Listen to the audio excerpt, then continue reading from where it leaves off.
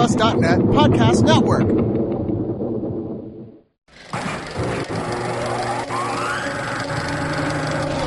Something's coming.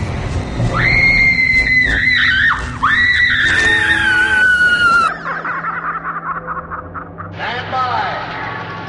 Hold on to your hats, here we go.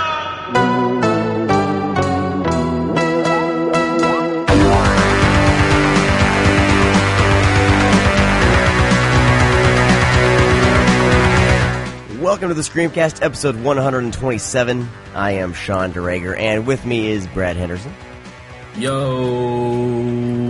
BJ Colangelo has assured us with little blue hearts via text message that she will be joining us as soon as she gets home. So we'll be anxiously awaiting her to call in to the podcast. Anxiously. Did I say that you're here, Brad? With me as always, Brad Henderson. Did I say that? You didn't say with always, but you said I'm here. Okay. All right. Well, we have a pretty kick-ass show today. I think we're going to be going through what's on our doorstep. We're going to be talking about the new release from Kino. It's a post-apocalyptic flick called Stryker that I think we should have a lot of fun talking about. We'll be talking about Silver Bullet in our Stream Screams segment, and they'll be talking about the movie Mr. Frost in our VHS Oh My God segment. So buckle up, everybody. Oh, shit. Follow us on Twitter, Scream_cast, and tweet along as you listen to the show. It's a lot of fun when you guys do that. You can find us as well on Facebook, facebook.com/Screamcast2014. Of course, you can find all our social media links over at thescreamcast.com, as well as info on our sponsors and how to support the show if you want. With that said, though, let's jump into what's on our doorstep. Holy cow, I almost forgot. We'll get the door.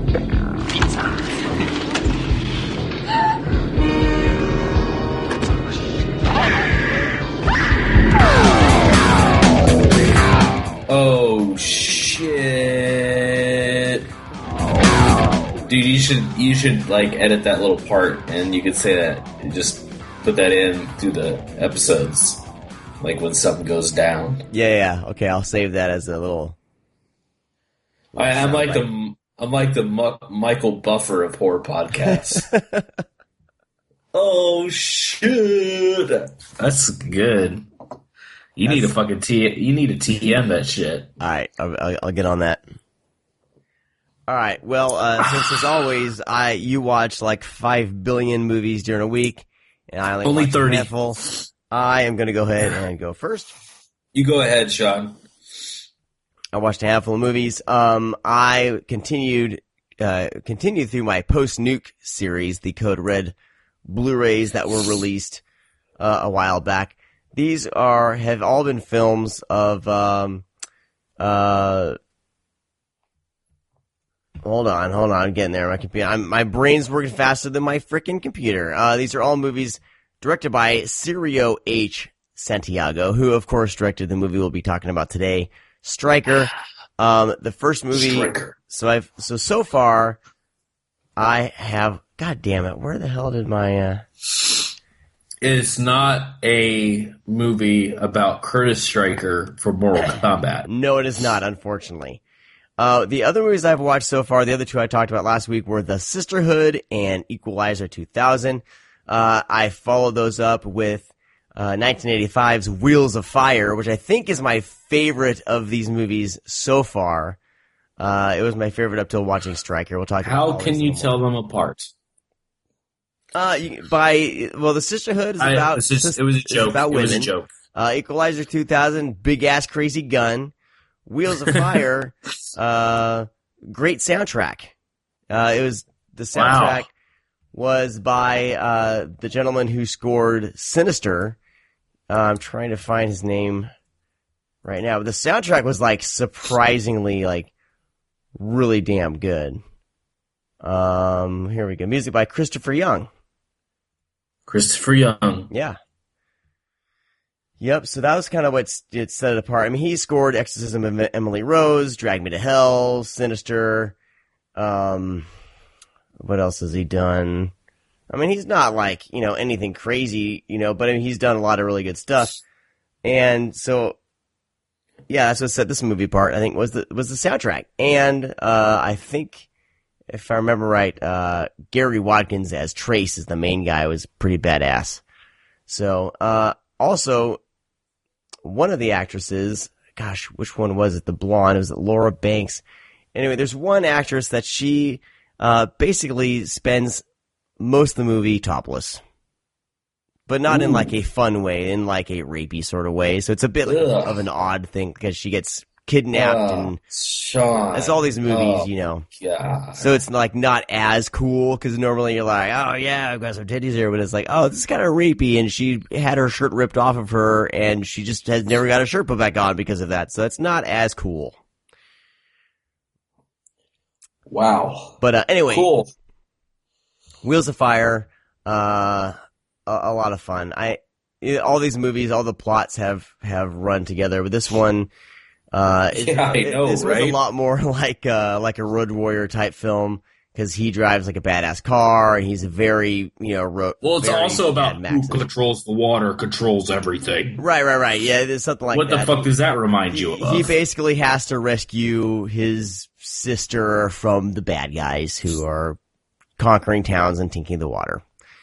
So, but this one was really fun. A lot of good action sequences, a lot of cool kind of post-apocalyptic cars, and some great. It's got kind of a side story of like women empowerment too, because most of Stryker's like team is ladies.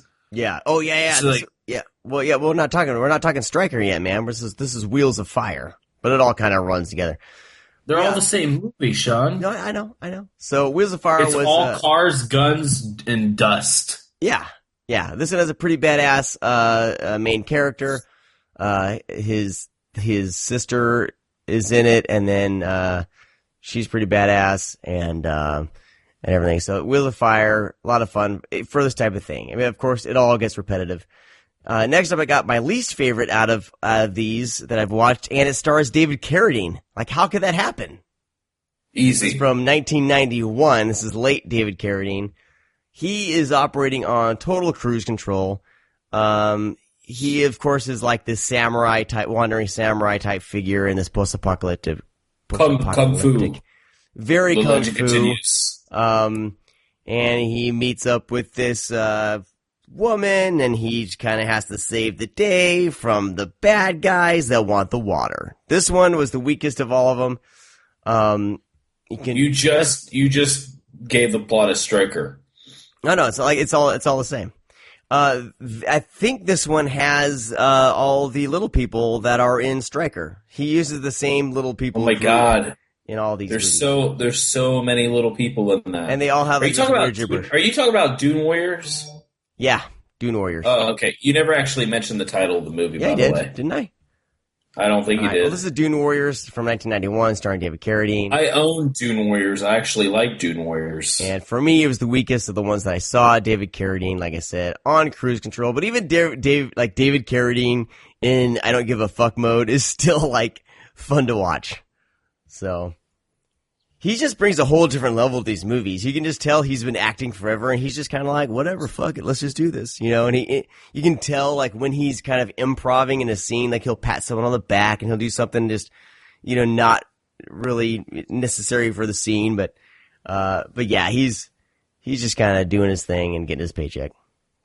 Doing his thing. But that was pretty fun to go through. Like, these are all code red Blu-rays, called it like the post-nuke collection. So it's Dune Warriors, Wheels of Fire, Equalizer 2000, and The Sisterhood. So, all directed by Cirio Santiago. So fun to kind of watch these, especially in preparation for Stryker. Next up, I watched a film directed by the director of Doctor Strange. This was a 2014 horror movie called, starring Eric Bana, called Deliver Us from Evil. Directed by Scott Derrickson. Wow. I'd been wanting to watch this for quite some time. I'd bought it for like $9 at Best Buy the week that it came out. And it was okay. I liked Scott Derrickson doing horror movies, especially like religious horror movies. I've never seen it. It's about a cop. It's very Seven, like the movie Seven, where it's raining and dark all the time. He's like a night beat cop who starts kind of stumbling across some weird crime scenes. One in particular is at a zoo, and a woman like throws her boy into a pit, like a lion pit. All right, BJ has just joined us. I'm invading. Oh my gosh, it's been so long. I know. I don't even know what's happened. The last time I was on the show, we had a black president. So it's been a while, guys. The last time you were on, things were looking pretty good. You know, when we had the impending. I still had hope for America. I thought things were going to be awesome. And now everything's terrifying. Well, we could be everyone's little light in the tunnel of darkness. We would all start talking with Russian accents just to fit in. Stop it. Just to fit in with the world Stop of America. It's still racist, even if it's Stop it. white people. Would you like some vodka? Oh my god. You turned like Russian Italian. Like you just offended two different cultures with your bad impression. It's not a Screamcast apparently if I don't do a bad impersonation. Apologies. That's the truth. That's the truth. So BJ, I was just talking about a couple flicks I've watched in the What's on Your Doorstep segment, and fantastic. I will continue on, and then we'll get to hear what you watched. Oh, perfect. All right, so as I was saying, 2014's Deliver Us from Evil is another flick that I watched starring Eric Bana. He gets caught investigating a bunch of weird shit going on he's like a night cop, and of course this one crime scene he stumbles across, a woman has thrown her kid into the lion's pen at a zoo. And they're investigating what happened. She's going batshit crazy. Priest shows up, but although he's not wearing a collar, and somehow he knows he's a priest. Played by, I believe it's Edgar Ramirez. And, Joe McHale is in this as the goofy-ish sidekick. Trying to play a serious character, but I like him, so it's fun to see him. Anyway, so the priest shows up, lady's crazy, and Eric Bana basically is trying to investigate all the weird shit going on, why she would do this, how it's connected to these other batshit crazy things that he's stumbled across, and of course, could be spiritual. And it was pretty good. Like I said, I think Scott Derrickson, I like his religious horror slant. All of his movies, his horror movies especially, have had kind of this slant with religious horror, which I really like. And I think he's a solid horror director. But I feel like I'm hoping he doesn't get too caught up in the whole Doctor Strange stuff and the Marvel things, because I think he shines kind of back in the horror arena, and I'd like to see more from him. But I liked it. I thought it was okay. I thought it was good. It didn't blow me away or anything, but it was a good kind of original take on kind of a possession, what could be just a standard possession flick. I like that it was crossed with this investigation, these cops, and everything. So that was Deliver Us from Evil. Although they're cool. The poster, it says Deliver Us from Evil, but they keep the D right next to evil, so it looks like Deliver Us from Devil.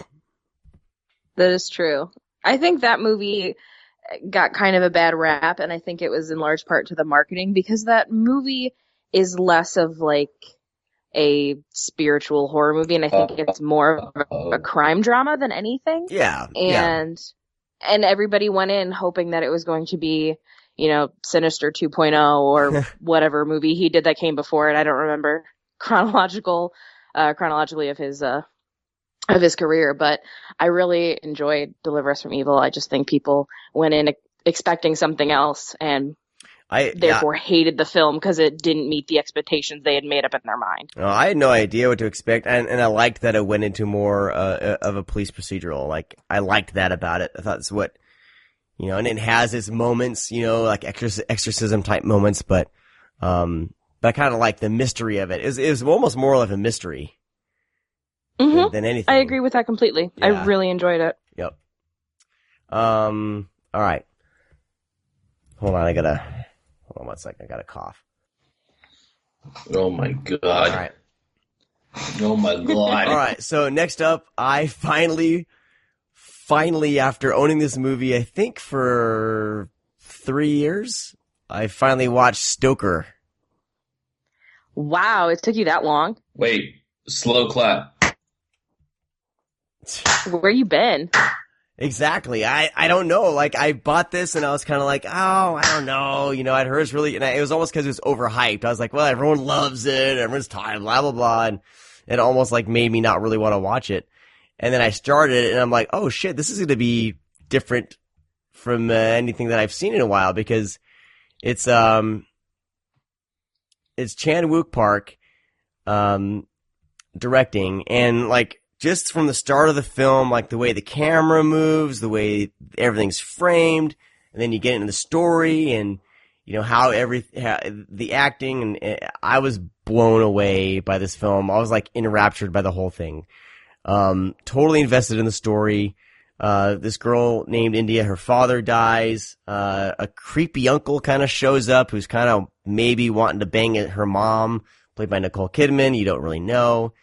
And the whole thing is from India's perspective, like what's going on, and as she tries to unravel, like, who this guy Charlie is and his intentions and everything. And it kind of sounds like from, the synopsis that was just like, it could be kind of boring or kind of one note, but once things,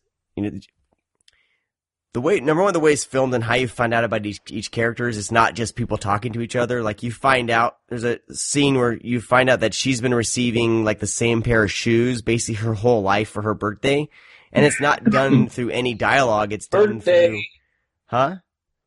I just say a birthday. And it's not done through dialogue. It's done through like a montage of like seeing like all these different size shoes kind of appear on her bed in a half circle or whatever. And like just stuff like that is just different, and I really dug imagery. Yeah, I dug the way that it was visual storytelling, and Nicole Kidman is great in it as this widower, and Matthew Good as Uncle Charlie is just fantastic. And then I think the girl playing India, her name is Mia Wasikowska. So Stoker, really damn good. I should not have sat on it for so long. End of story. Well, I'm glad you fixed that. Emily Wells. Oh, the soundtrack's fantastic. Yeah, Emily Wells is one of my favorites, and oh god, that soundtrack's amazing. Everything's great about it.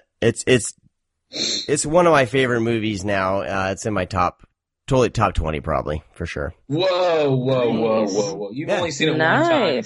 I can't wait to watch it again. Can't make that statement. Next up, I watched a movie called The East. I would call it's a liberal thriller. Oh my god. You just fucking put me to sleep already. No, it's about my eyes just got really big because I have no idea what that means. The East. I know. I think I know what you're talking about. The East. So this operative for like this. She's like an operative for like big corporations to kind of go in and try to investigate and stop these little like eco-terror type groups. So there's this group called the East that's doing these. Goes all across the U.S. and everything, and tries to mess with big corporations. Like they would, kind of like what Greenpeace did when they did the whole resist banner behind the White House, like stuff like that. But they kind of go a little deeper, and one of the capers they want to do is basically poison pharmaceutical CEOs with their own medicine, antibiotic that's causing like problems with kids. So stuff like that. So to literally give them a taste of their own medicine. Literally. So this is a heavy-handed kind of liberal thriller I would say. Literally. So, if you're a conservative person, Republican, you might be like, oh my god, you might, maybe get a little upset at it. I don't know. It stars Britt Marling, it stars Ellen Page and Alexander Skarsgård. Wow. And Britt Marling is the operative. She has to go in and infiltrate this hippie group. This is the director of Sound of My Voice. Yes. Yeah. I know what you're talking about. Yeah. Now. So she goes in and maybe she gets in a little too deep. Oh shit. Oh man. I always like getting a little deep. Yeah, I like getting deep now, Sean. Now you're in my territory. She gets balls deep with Alexander Skarsgård, if you know what I'm saying. Wow, you're totally not talking. You just might as well move on. You're not talking to anybody into watching this. Like, you just bored me half to fucking death. We're supposed to be spending a minute on the movie, and you're spending 5 minutes explaining about a movie that no one wants to watch. Keep interrupting me. No, I think it's pretty good. I like all the actors in it. It gets a bit hippy-dippy. Halfway when they're in this little commune and they all have to like play this game where they touch each other's face and hold each other and just sit and stare at each other's eyes and blah. But once it gets past that, it gets pretty good, pretty good thriller. You're totally not talking anybody into watching this. It's okay. It's okay. You had me with Ellen Page and then you lost me with balls deep Alexander Skarsgård. Yes. So that's the East. It's okay. Next up, I watched Force 5, and I've never seen Force 5, and Force 5 is like the best thing I've ever seen in my life. If you've never seen it, watch it. How's that for a minute? The best thing you've ever seen in your life, 15 seconds. The East, 10 minutes. Because yeah. Well, I'm going to spend the Force 5 is 1981 I know flick. what Force 5 is. Martial arts expert leads a team of fellow martial arts artists to rescue a senator's daughter from an island ruled by the evil leader of a fanatical religious cult. Fantastic. See it. Next up, I watched a documentary called The Killing of America. This is out on Severin right now, and I think this is probably like one of the best documentaries I've ever seen on the subject of like murder and what it takes to be a murderer, and it's like an evaluation of basically this was filmed in 1981, so from between like 1977 or even the late 60s through 81, it just catalogs a few high profile murders and assassinations. They talk about JFK, they talk about the attempted assassination on Ronald Reagan, they interview in depth a serial killer who went around and would just kill young women, and he was still in jail. He's super smart, had like 145 IQ. I forget the guy's name. Ted Bundy. No, well, Ted Bundy. They talk about Ted Bundy. They talk about all that stuff. It's super graphic, and it's incredible that it's never got a release in the U.S. because I think, like, as a subject matter, like, this is something that everyone should see, and I wonder if this actually was a hit or widely seen in 1980s, in 1981 and on, like what public policy could have been influenced by it, or at least people's perceptions, because I couldn't take my eyes off it. My jaw was on the ground the entire time. I thought it would be too graphic for me because real stuff, I always kind of get a bit squeamish. But the way they presented it, it wasn't, exploitative. It was done in the sense of like kind of urgency and like education, and it's really, really, really, really good. I would encourage anyone who's interested in real crime documentaries, or just want to educate yourself about like these subjects. It's very well done and very good, and it's almost like even more poignant today because all this shit's still going on. It's like all the stuff that they're talking about in this documentary. All the policy and like gun control and everything that they're talking about, like we're still trying to figure all that out today, like exactly. And penitentiaries and prisons being full and all that stuff. So it was really well done. I guess there's a Japanese cut as well. I didn't watch that, but apparently the only difference is they changed the beginning because it starts off pretty hardcore, and the Japanese audience, they wanted to kind of ease people into, because they with their own perceptions of what America is, kind of this great country, peaceful and everything, and then they kind of hit them over the head with kind of the reality. So it's out right now on Blu-ray by Severin, and it's really good. Next up, I finally watched the movie Enemy, starring Jake Gyllenhaal. Gyllenhaal. Jesus. He is, every time I see him in something, he's becoming more and more like a favorite actor of mine. This movie is a pretty crazy, what the fuck, especially the ending, but all the way through, it's pretty damn good. It's about a guy, just this mild-mannered, teacher or professor somehow stumbles across in a movie someone who looks exactly like him, and he tries to track that guy down. They meet, weirdness ensues, and it's pretty damn good. End of story. Everyone's probably seen it by now, but I finally watched it, and I liked it. I didn't love it, but it's weird. It gets weird, and the ending is like even weirder, but I love the Gyllenhaal. Apparently. Love him so much you couldn't read his own name. Yeah, I always mispronounce his last name. That's okay. Like I always do. Every time I'm like, I'm going to say it right this time, I'll botch it up. So. Anyway, that's it. That's my What's on Your Doorstep. BJ? Sure. So I'll keep mine quick since I've been gone for so long. I don't know, what all everyone's seen and talked about, but I did do some revisiting of some stuff. I hosted a double feature of I'm going to test Brad, because if he can figure this out, I'll be really excited. It was a double feature of movies where the killer would kill somebody and then put them in water, and there's also a mentally handicapped red herring. Can you figure out what two movies? No. I did So, water?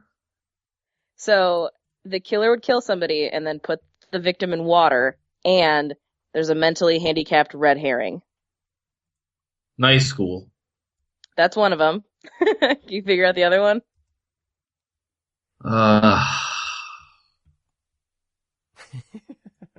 Majorettes?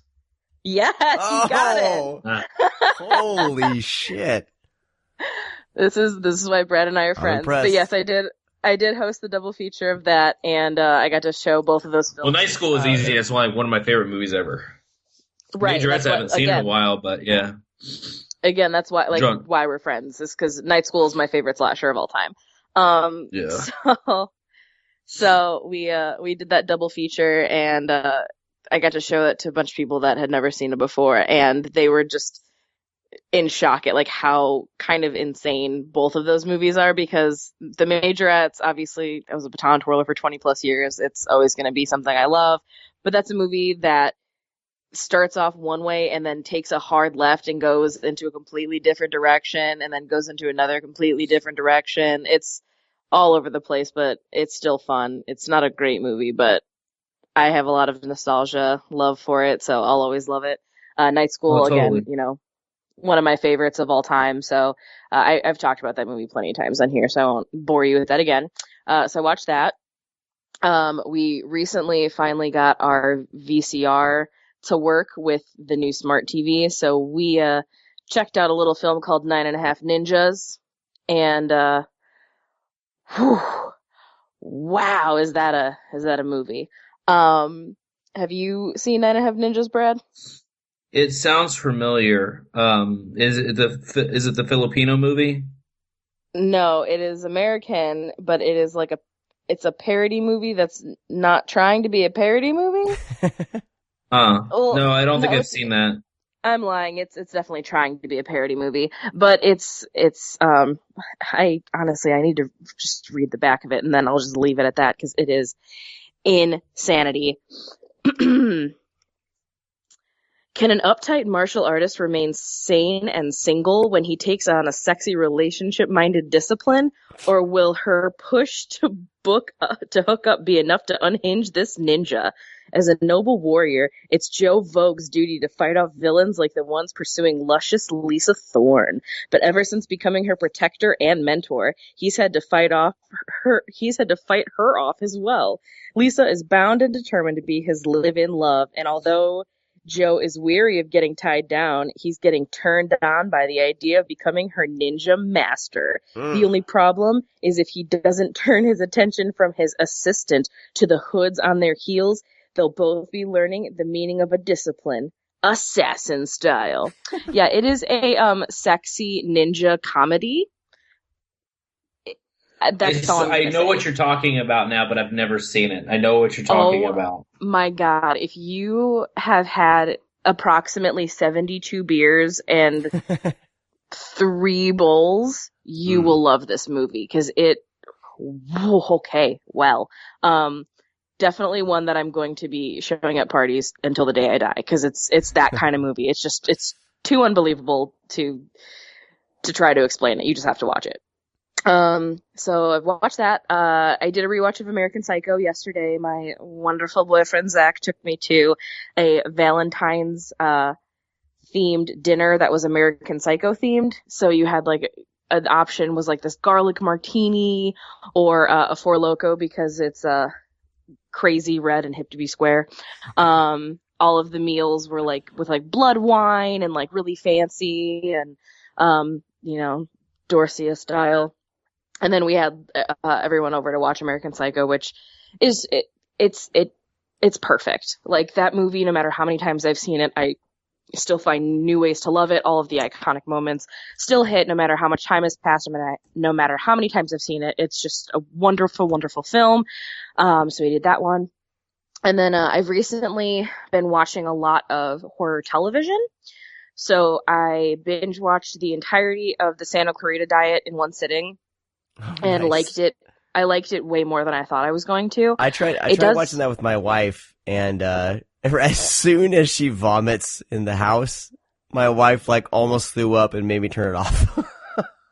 See, that's like the grossest thing that happens. So get her past that. I think she'll really enjoy it.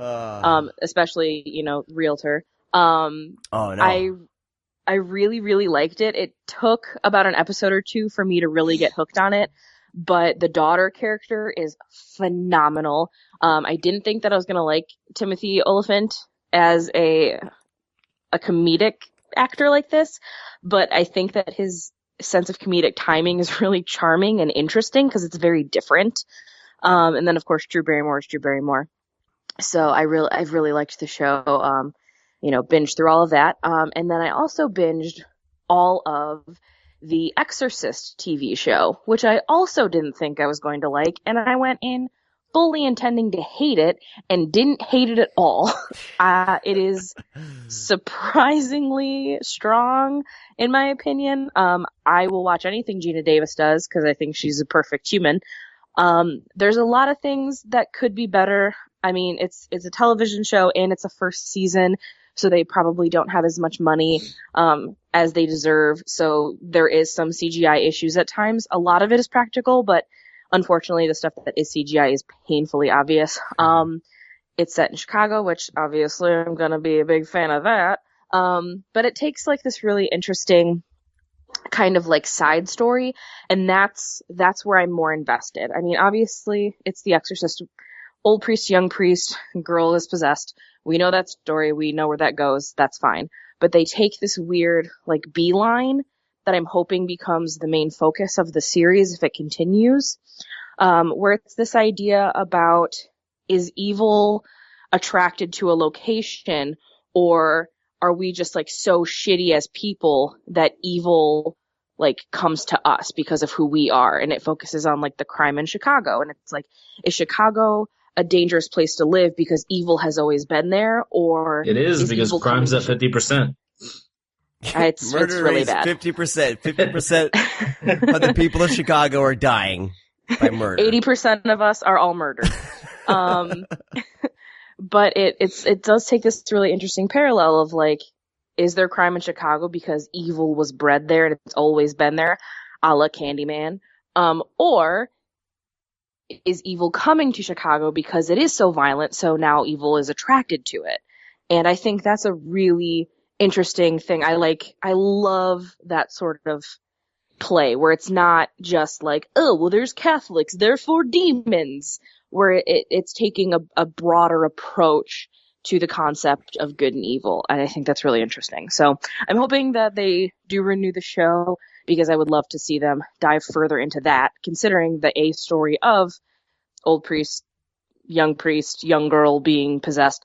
That story has played itself through. Mm-hmm. So now the only way to go is to focus on kind of this abstract idea of evil. So I'm hoping that's what happens. And then, yeah, I've done, other random rewatches, Green Room, just things that make me happy, but I'm not going to talk about that. Green Room makes you happy? Shit. I mean, it makes me happy too, but in the sickest way possible. I just really, really love Macon Blair, and I just want to watch him do everything forever. So, I did have, I hate it when I watch a movie and then, I tweet about it and then it, sort of goes viral and then, people start asking me about it, and Green Room was one of them, because I said, if there's anything going on in the world right now, Green Room has already taught us how to deal with neo-Nazis. And then I, hashtagged it, spare Macon Blair. And then all these people were like, oh my god, Macon Blair's the best. He can make a Nazi be redeemable. And I'm like, it's because he's perfect. But now, every once in a while, I'll get, a random tweet from somebody that's like, yeah, Macon Blair's the best. And I'm like, you know what? You're right. He is. He really is. So then I've just been, on a Macon Blair kick for the last, 3 weeks. Just I'm going to watch Blue Ruin today. And then I'm going to watch Murder Party. So that's been me since I've been gone. Brad, you still alive? I get to see, you all right? Yeah, I get to see his new movie that he wrote, and then Pat Healy's in. Oh. Yeah, that's going to be insane. So bad. Oh, I know what I didn't get to talk about. Oh my god, I'm sorry for interrupting, because it was the thing I was excited to talk about, and then everyone in my life died, and I haven't been on the show. Yeah, I don't know, I have avoided listening to the show because it just makes me sad, and that's how I deal with conflict, is I just avoid it and pretend it's not happening. Best. No, we just said you're not, we'll let you you can tell everyone what's been going on. That's not our place. Yeah, I'll tell you. I'll tell you guys. So I've been gone because every week in 2017 so far, I've had someone die, a family member or a friend or a friend's child. It's just been a lot of death and doom and gloom, and the last thing I wanted to do is be like, hey, I watched this movie that's about death and doom and gloom. So I've been, a sane person and totally stable lately. But my favorite movie of last year, my favorite find, because I don't want to do my top 5, but my favorite find was Teenage Cocktail. And I'm glad you said Pat Healy, because that popped it into my brain. If you want to see a movie that personifies everything that I love about cinema, everything that I love about acting, everything that I love about writing, everything I love about scoring a movie, Teenage Cocktail. If you took my brain and put it in a blender and then spilled it on a film reel, Teenage Cocktail is what would have come out of it. Wow. I fucking loved this movie so much, and I knew that I was going to. For the last, year and a half, I've just been, tweeting at Travis Stevens, who do I have to give a reach around to see Teenage Cocktail? I just want to see this movie so bad, just based off of the poster, the image, the stills they were releasing. I knew, I just knew, this is a movie that's gonna, just resonate with me on so many levels. And it did, because it is so weirdly close to things that have happened in my life. I've talked about the fact that I, used to do cam girling. That's not a secret. So that's a major part of this movie. And, watching just kind of that, blatant ignorance you have when you're young and you're just trying to get money and you're just trying to get out of your hometown and do something with your life. And, this is the quickest, cheapest, fastest way to get that accomplished. And these poor girls don't realize how fucking dangerous that world is. And then you don't realize how many crazy people are out there. And Pat Healy, he is just a god among men, and we need to give him every award and every job and everything, because he's so talented. If Pat Healy and Macon Blair did like a 2-man movie together that it was like just them in a room, like, oh my God, that's just my dream. But yeah, Teenage Cocktail, favorite movie of last year, like easily in my top 20 of all time. I fucking loved it. And both of you are throwing out movies in your top 20 like it's nothing. And that's the thing. I've watched the movie 4 times in the last year, and it's like, I just think that it all is. Right, I'll give it to you. Oh my God. And like, I know that it's a movie that like not everyone's going to get. Like, some people are going to watch this and go, why the fuck are you hyping this movie up? Like, that was boring. That was stupid. I don't like it. And you know what? That's fine. You're entitled to that. I'm also entitled to be like so effortlessly in love with this movie. And like, all I want is to own it, but I know Netflix has it, so I don't know if I'm ever going to get to own it, which sucks. And I want like a poster of it, and I want to like tattoo it on my face. Like, I love this movie. I love it. Tattoo all right, we'll have to hit up Travis Stevens and ask when that blue. Oh God, Travis, if you're listening, hit us up. When's the Blu-ray coming? Come on. I want it forever. Can you at least get one made for BJ, please? I just get one. Just burn me a mixtape that's just Teenage Cocktail. Yeah. All right. So yeah, all right. That's it. Nice. Yeah, I really want to see it too. Yeah, it's on Netflix, and I've been meaning to watch it, so I'll get around to it at some point. It's really good. Yeah. Oh God, I love that movie. I'm like hyperventilating It's slow, thinking about how much I love that movie. Oh, it's perfect. It's so perfect. Anyway, what'd you watch, Brad? What you got? All right. I dropped my ball. God damn it. All right.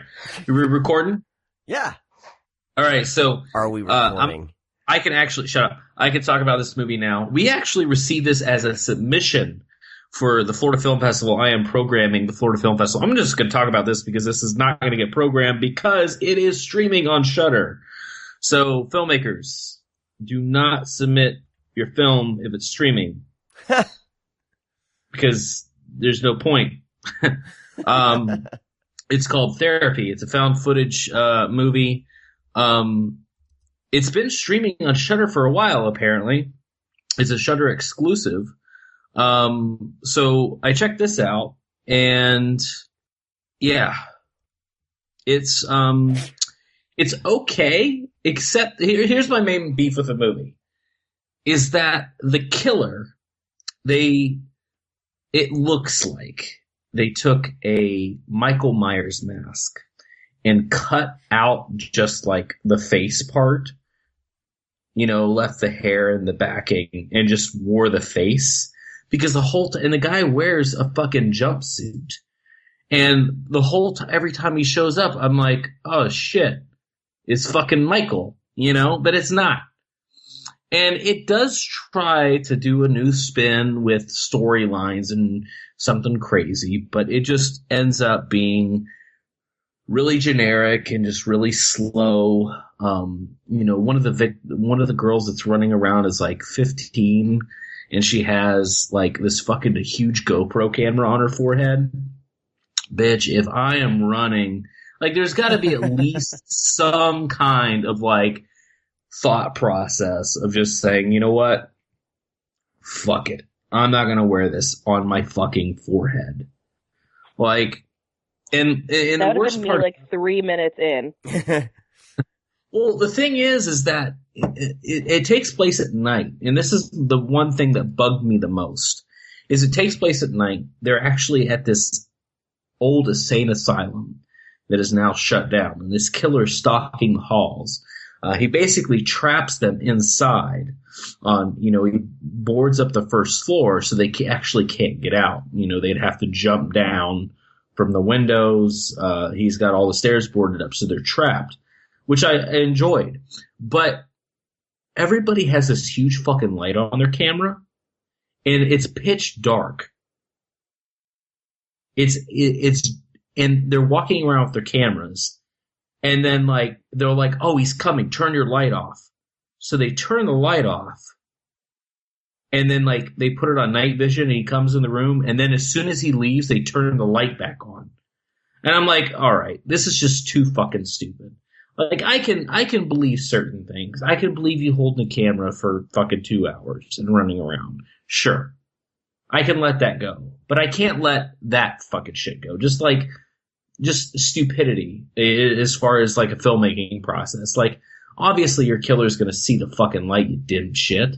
You know? Fucking. Anyways, the movie pissed me off because just like if it had the story and had like the characters and all that shit just went normal, that would be fine. But there was too many just like fuck ups as having lights on right in front of the killer. Then like it's like fucking throwing a blanket over a cage on a fucking bird or something. Like the killer's like, oh, there's no more light. I can't go in that room because they're obviously not there, and he fucking turns around.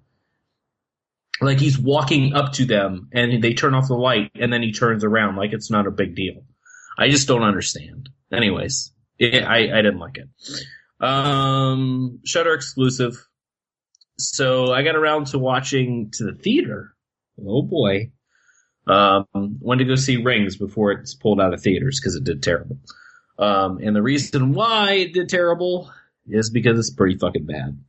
I was hoping you were going to say the reason it did so terrible is because it's so terrible.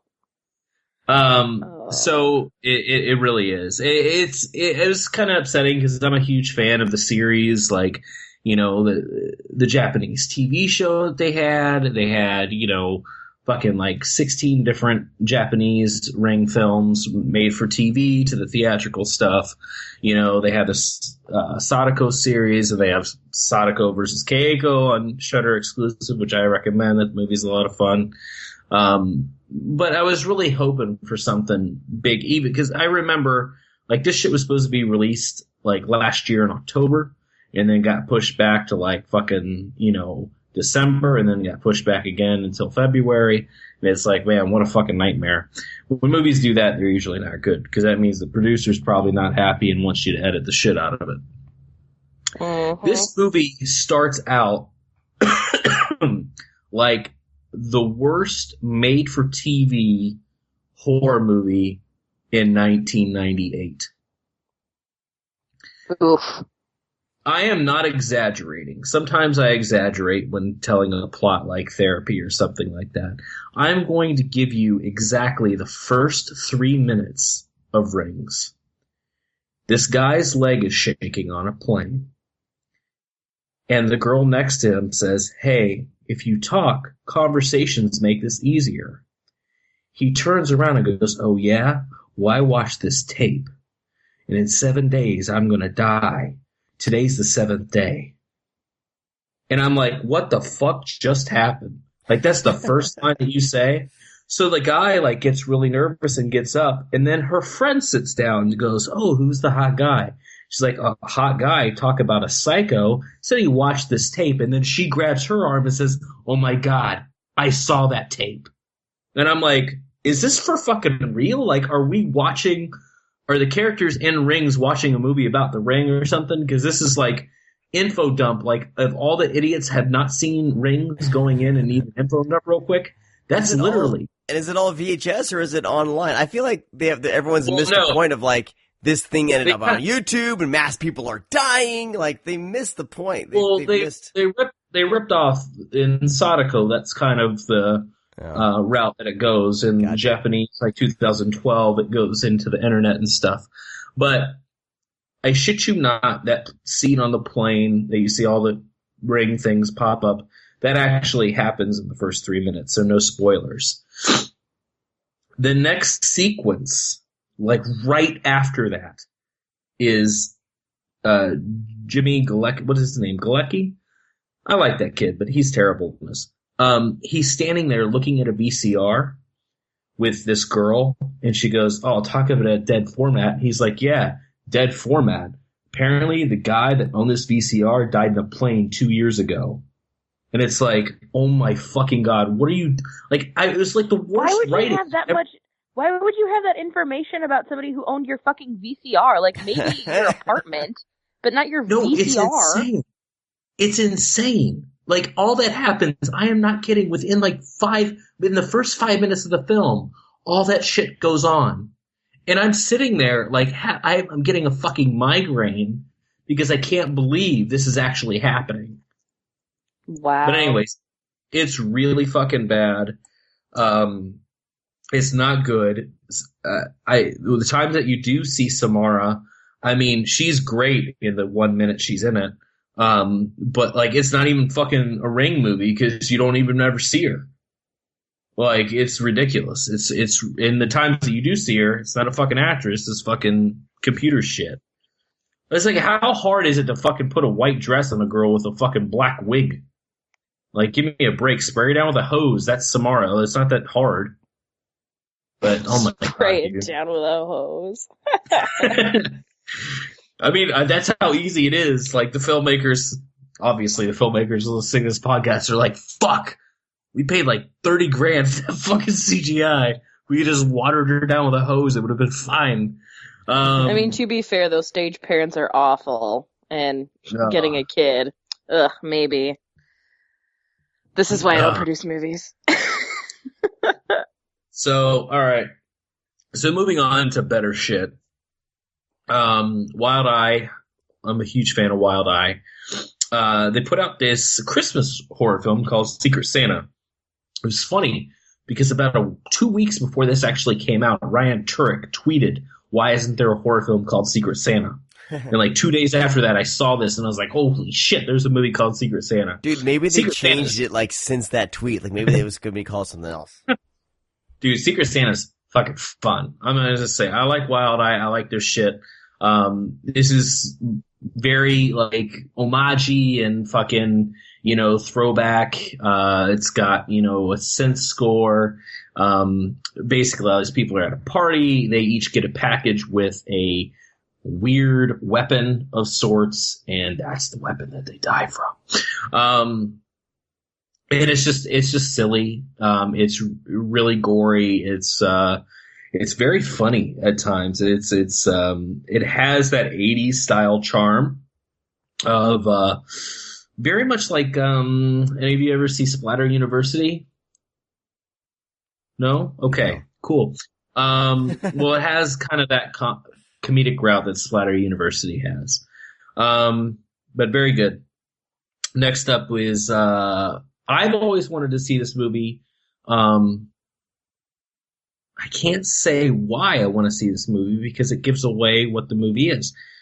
So hopefully everybody has seen it. It's a made-for-TV movie. It came out in the 70s.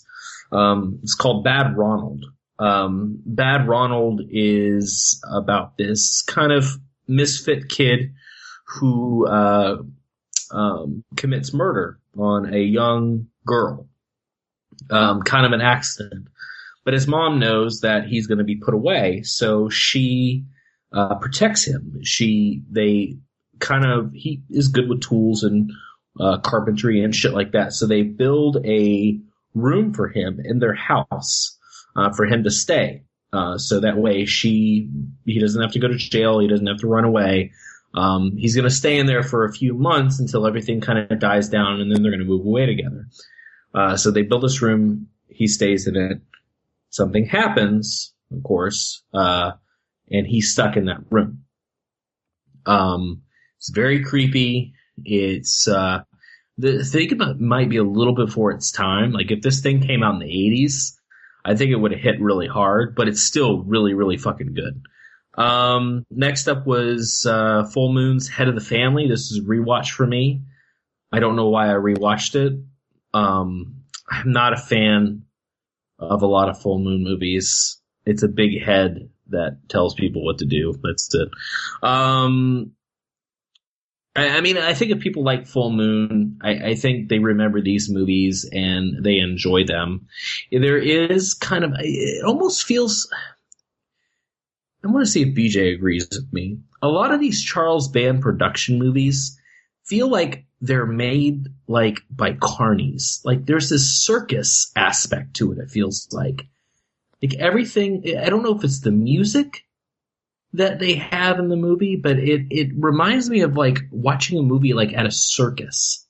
I don't know if that makes any sense to anybody, but if that makes any sense to anybody, it's like, oh yeah, I feel like I'm at a circus watching a Full Moon movie, but it just feels like very cartoonish and 90s and like that, the organ that plays at fucking circuses, that fucking like that. That's what it feels like while watching the movie. That's the fucking soundtrack to every Charles Band movie. I think that like the Charles Band movies, to me, always felt like they had the spirit of trauma without being like quite so white trash. Like, I don't know how else to describe that. I guess like, it's more or less a fantasy aspect. Yeah, it's like they're super wackadoo, and like all of the stories have like these really weird ideas, but they still somehow sort of fit. Like when you were just talking about like all the like, is it Head of the Family, All the Family? Head of it called? Head of the Thank Family. you, Head of the Family. Because we have that one, and that's one that like we got based off of like box cover art. Like I think to me, like Full Moon always felt like we have this great image or this great concept or this great title. Let's make a movie around it. Like that's what I think it is like without that weird image of like the fucking head guy, like why, like what else are you gonna do with that? Like that's a character design that you came up with because it's weird, and then you made a movie around it. And there's a lot of softcore porn in it too. Like it's very bizarre. Because the two of the main actresses in the movie are porn stars. I think that's like I think that's like pretty par for the course with a lot of his movies, though. Yeah, because he likes to hire that. Yeah. Like Jack Frost is a snowman that like fucks you in a shower. Like, lest we forget, non-consensually as well. This is true. He's a rapey snowman. But there's like fucking like 6 scenes in Head of the Family, 6 sex scenes. I'm not complaining because the girl that's in, she's a beautiful girl, but it's just, I don't know. It is a very too cartoonish, circusy,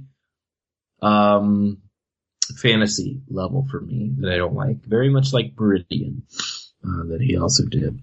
Next up is another Wild Eye title. I really like this. I'm not sure why this didn't play at fests and big time. This is like really, really. Wild Eye really focuses on like really lower budget, kind of crazy, not your normal shit. They get this other side of cinema, a really wild B wave of cinema. They have this documentary, The Search of Wing Wing. Wing Wing was an actor from the Philippines played in a lot of spy movies and shit like that. He's like not even 3 feet tall. He plays this James Bond type character. He played, I think it's like Agent 00 he plays in a few movies. Well, they made this documentary, and I didn't know this about him. Like, no one knew his fucking real name. No one knew where he died, how he died, when he died, where he was born, who his parents were. Did he have a family? Like, Wing Wing just kind of came out there, and a lot of people, like, that wasn't working in the Philippines just thought they were exploiting this, little guy. So these documentarians jump out and try to find out what happened to this guy and, where he went and what happened and just kind of his life story. So they like go to the Philippines and they search for Wing Wing.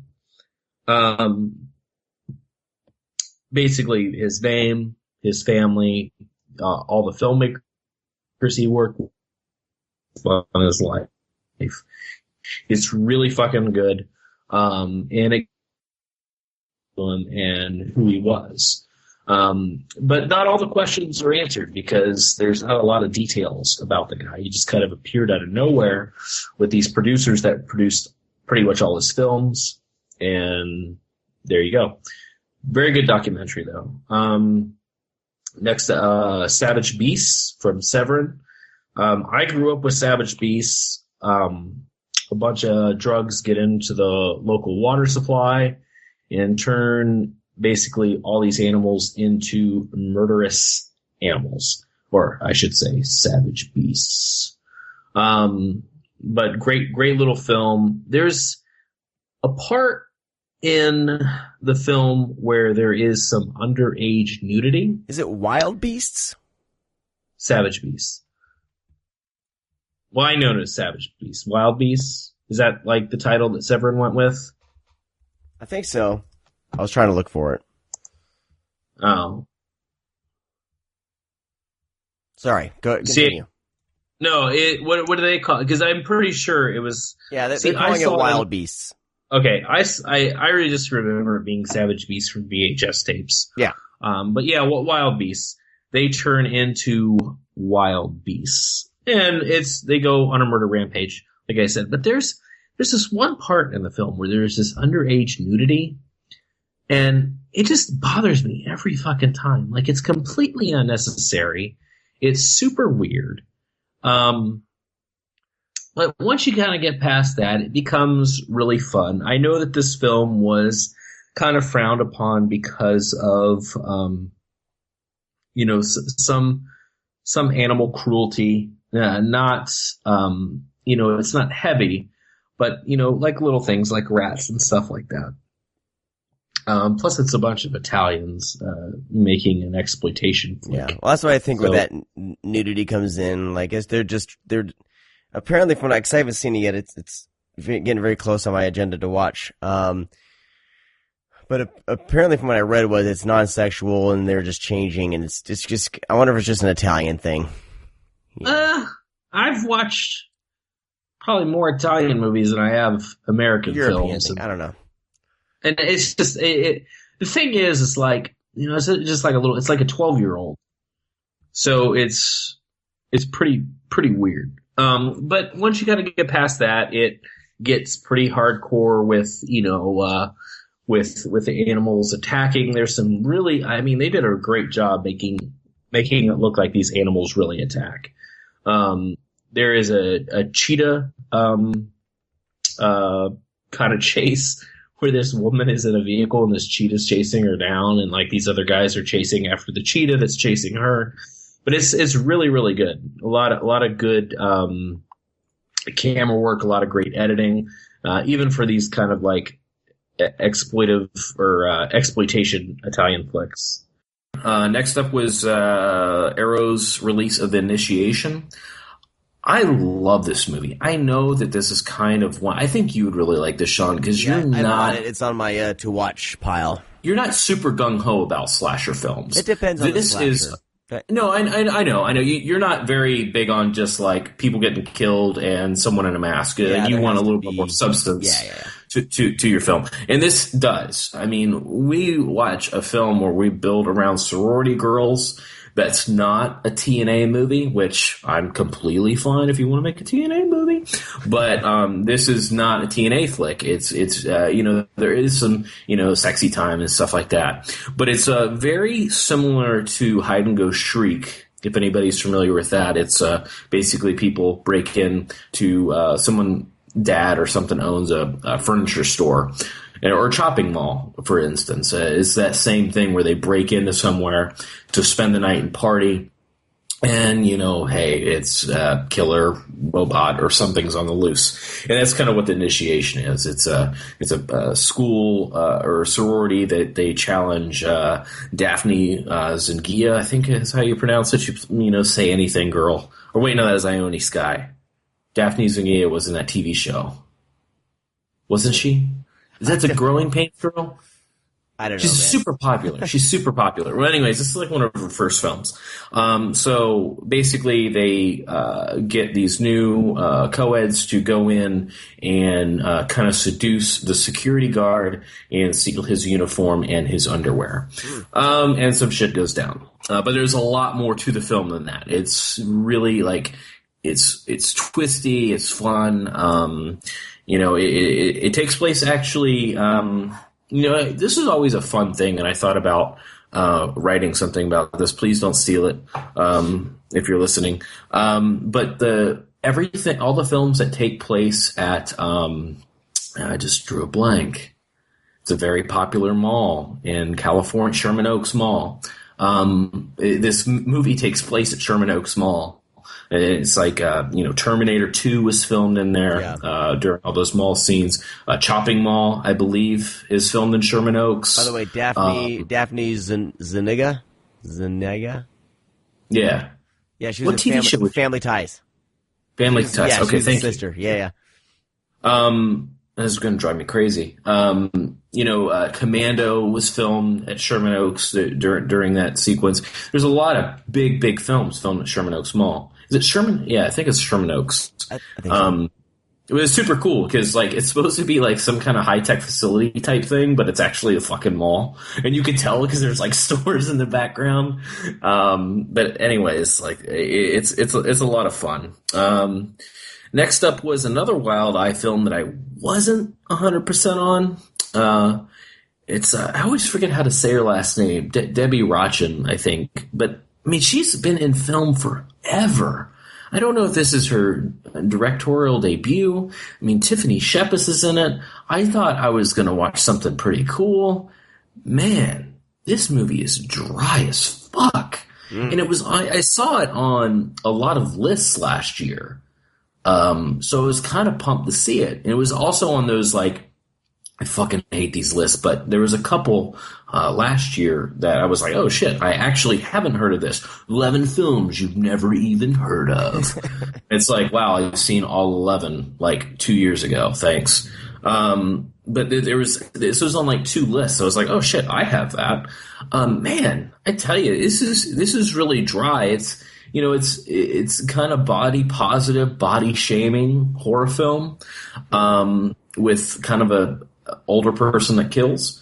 But what's it called? Yeah, it's called. Oh, sorry, I'm so sorry. It's called Model Hunger. Hunger.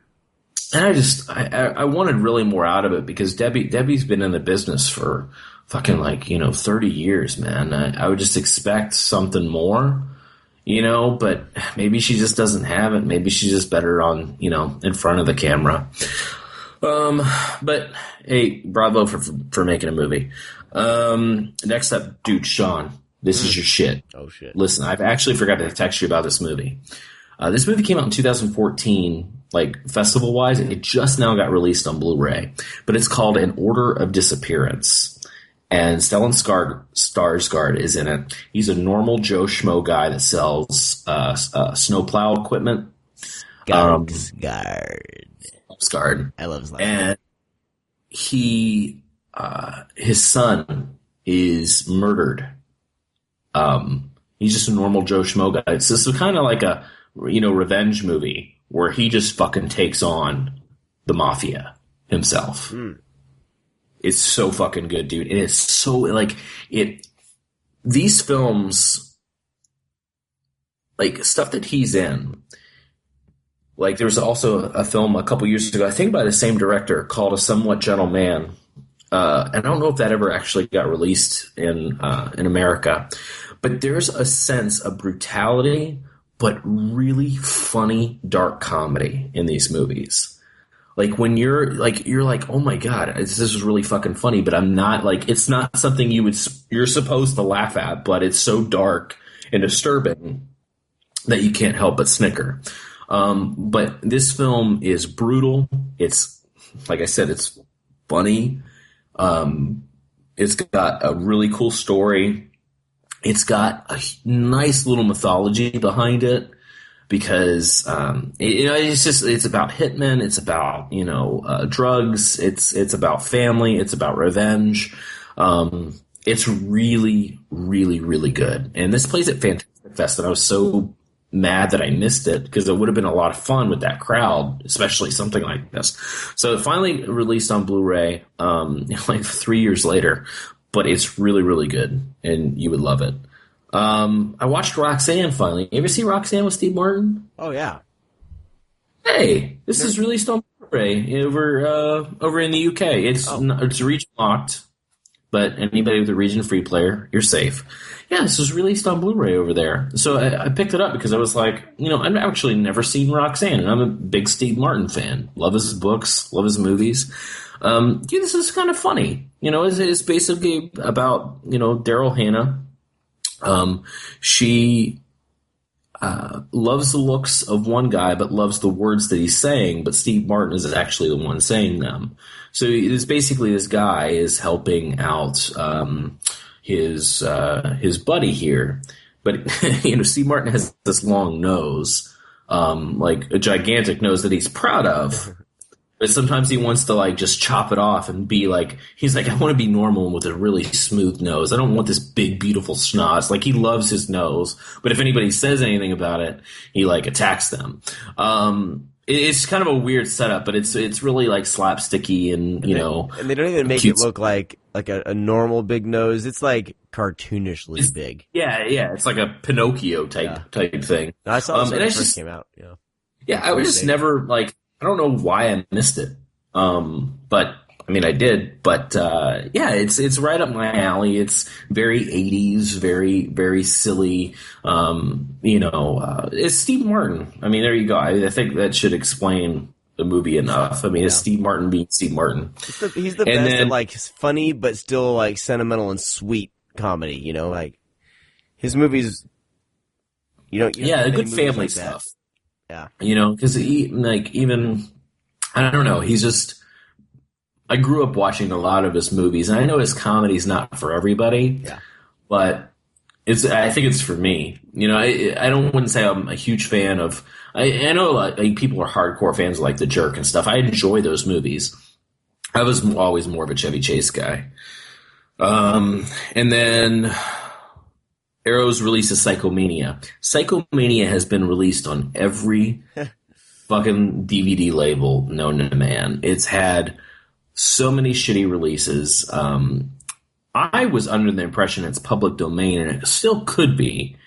But it was one of those films that I thought would never, ever get released. Because a lot of companies say, this is the reason why Night of the Living Dead has never been released and restored, is because the film's been released so many times. Who the fuck is going to buy it? You know, it's one of those things. But they found the fucking elements of this film. They did a 2K scan on it. And this film is beat to fucking shit. I mean, the DVD releases of this film was so terrible, so dark. I've owned it on VHS about 3 times maybe. Different copies, different labels of DVD, those big packs from Mill Creek. Code Red released it, known as this movie's also very well known as the Death Wheelers. So if you have a Death Wheelers DVD or one of those Mill Creek sets and it says Death Wheelers, that's Psychomania. So I was kind of afraid that this movie, because I've always loved this film. It's a bunch of bikers. It's really campy. It's really bizarre. It's really silly. But a bunch of these bikers, their main dude, head of the biker gang, Tom, decides that if they kill themselves, they can live forever in this kind of like spiritual world. And all they do is they're a biker gang and they wreak havoc everywhere in town. It's really goofy. There's a lot of weird moments, like, you know, Tom is like talking to his girlfriend and he's like, oh, what's that? And he like has this giant frog he picks up, like a ginormous frog. And just, he's talking to her and then he just puts it like in his jacket pocket and then like starts talking to her again. And the frog's just sitting there. And it's like one of those, it's so, like, it reminds me of like those Judd Apatow, Seth Rogen, Steve Carell things. Like there's a moment where he's like in the kitchen talking to his like butler helper guy because his family's really rich, and he's just standing there, and out of nowhere, like he's having this serious conversation, and out of nowhere he just walks into the kitchen and sitting by the counter having a conversation, and all of a sudden he picks up the biggest sub sandwich I have ever seen in my life and then bites into it, and this sandwich is like bigger than his face. But he never made a sandwich. There's no sandwich anywhere. It just comes out of nowhere. And you just can't help but laugh because it's super fucking ridiculous. He's like talking with his mouth full. It's just a lot of things like that. It's very silly 70s, but it's got one of the best soundtracks in the world. It's got great cinematography. It's got some cool stunts. It's not for everybody. I can already tell you that. But it's something that it was one of those exploitation films I kind of grew up on, and it just, super weird. That's pretty much it. I watched Expendables 3, which was the worst movie I've ever seen. Oh man, but those don't hold up on a rewatch. Dude, how awful can those get, man? Understand. Like, I enjoy the first one for what it, Sean's quote for what it is. Yeah. The second one, I was like, man, this is really, really silly. And the third one, like, I felt like it was a cartoon most of the time. How much fucking, like, crappy fucking CGI can we have in a movie? Yeah. Like, I mean, if they would have just stuck to the basics and practical effects, like an '80s flick, you know what I mean? It's not hard. It's just, I don't understand. Like they overthought it or something. I don't know.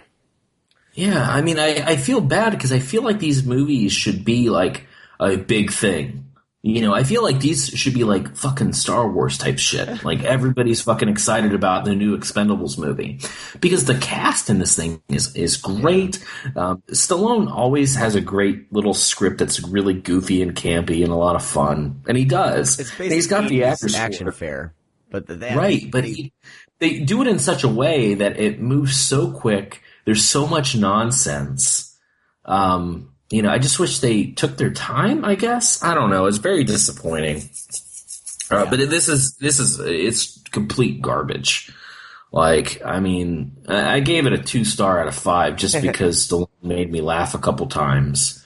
Yeah. But man, it's just, it's so silly how they try to incorporate like a new group really quick and then that fails and then they have like everybody come back and it's like, whatever. Well, if you guys are wondering where BJ went, we had some Skype issues. So we're working on bringing her back. You see John Wick 2 yet? No. Oh, dude. You need to see John Wick 2. I actually saw John Wick 2. I wouldn't say it's the first one. It's very close, though. 4.5 stars. And we were talking about special effects. So John Wick's not a $50 million, $75 million movie. Actually, I don't know the budget. I could be wrong. But I've never seen, and these movies are directed by a stunt guy, by the way. They're not directed by some well-known director, action director. John Wick, the first film, and the second film, was directed by a fucking stunt guy. Damn. When I was in the theater for John Wick at Fantastic Fest, I believe it was the world premiere, I was like, I like Keanu, I'll watch it, but maybe at a later time. You know, I wasn't really into watching at the festival. And I tell people, and you're crazy. I was like, yeah, but you know what John Wick is now. I didn't. No one did. So I'm sitting in the fucking theater, and this guy comes up. And he's like, I don't even know if this is any good. I'm a stunt guy. I just wanted to make a silly action movie. And I'm like, oh my God, this is going to be one of these direct-to-video fucking action movies. You know, that fucking one of those burnout actors like Gary Daniels is in. And John Wick just blew me away. And it does have a silly plot, but it's so charming and so fun, and just like it knows what it is. He was a stunt double for Keanu Reeves in Point Break. He's been a stunt double for Keanu Reeves for years. Yeah, that's the reason why they made the movie together. Yeah, Matrix.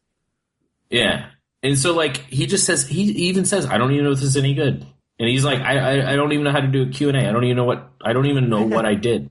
And I'm like, oh my God, this could be garbage. But I mean, obviously I was fucking dead wrong. And so John Wick 2, I was, really worried because I was like, are they going to think that they're too good? Like they're just going to be like, oh, everybody loved the first one. And they're obviously going to love the second one. John Wick 2 is great. I would say it has better stunts than the first film. It has, somewhat better shootouts. It really takes on the personality this time. They have a lot of fun with the film because I think, I don't know if they were worried about kind of the silly plot that was in the first film and kind of just the things that were said.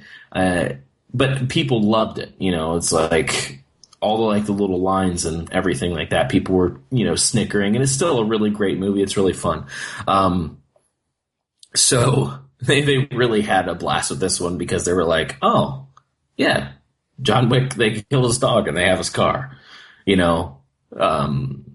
So he's just still pissed off about everything. But I tell you what, man, I've never seen a film with stunts as great as this. The opening sequence of this film, the first 15 minutes, there is some car shit.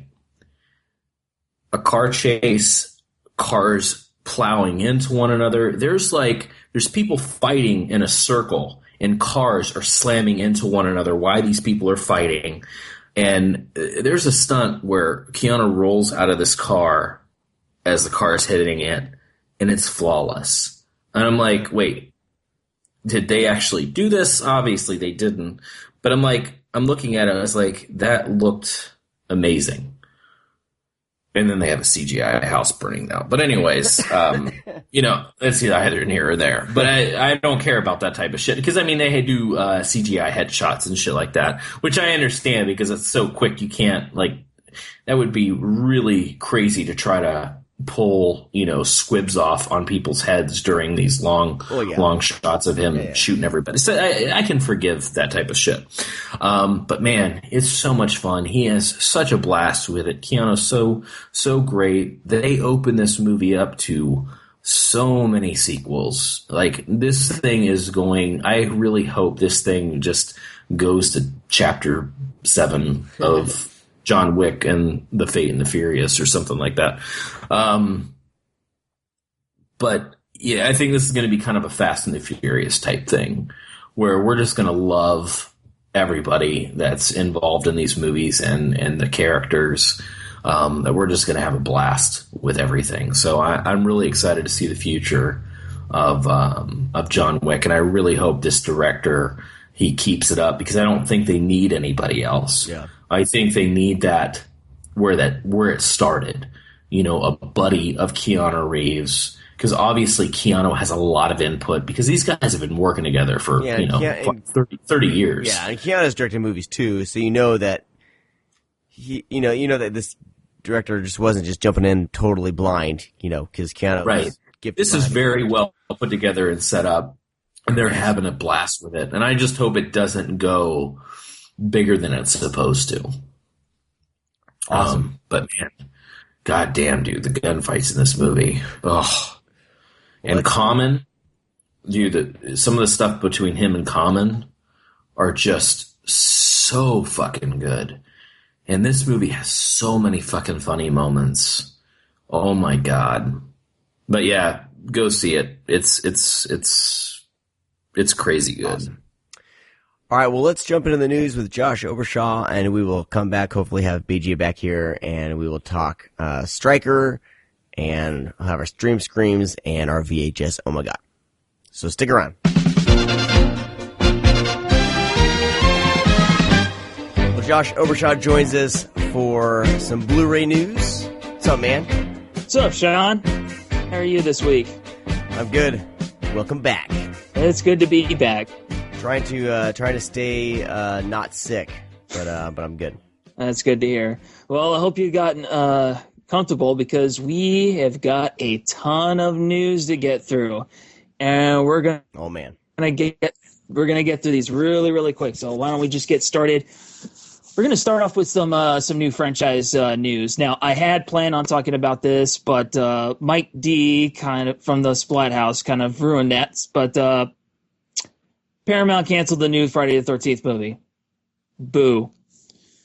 Moving right along, we've also got news on The Strangers 2. Looks like that is finally going before the cameras. Brian Bertino, who directed the original film, is going to be co-writing this time, and he's giving the director duties to a guy named Johannes Roberts, who directed a movie called The Other Side of the Door, and shooting is set to begin this spring.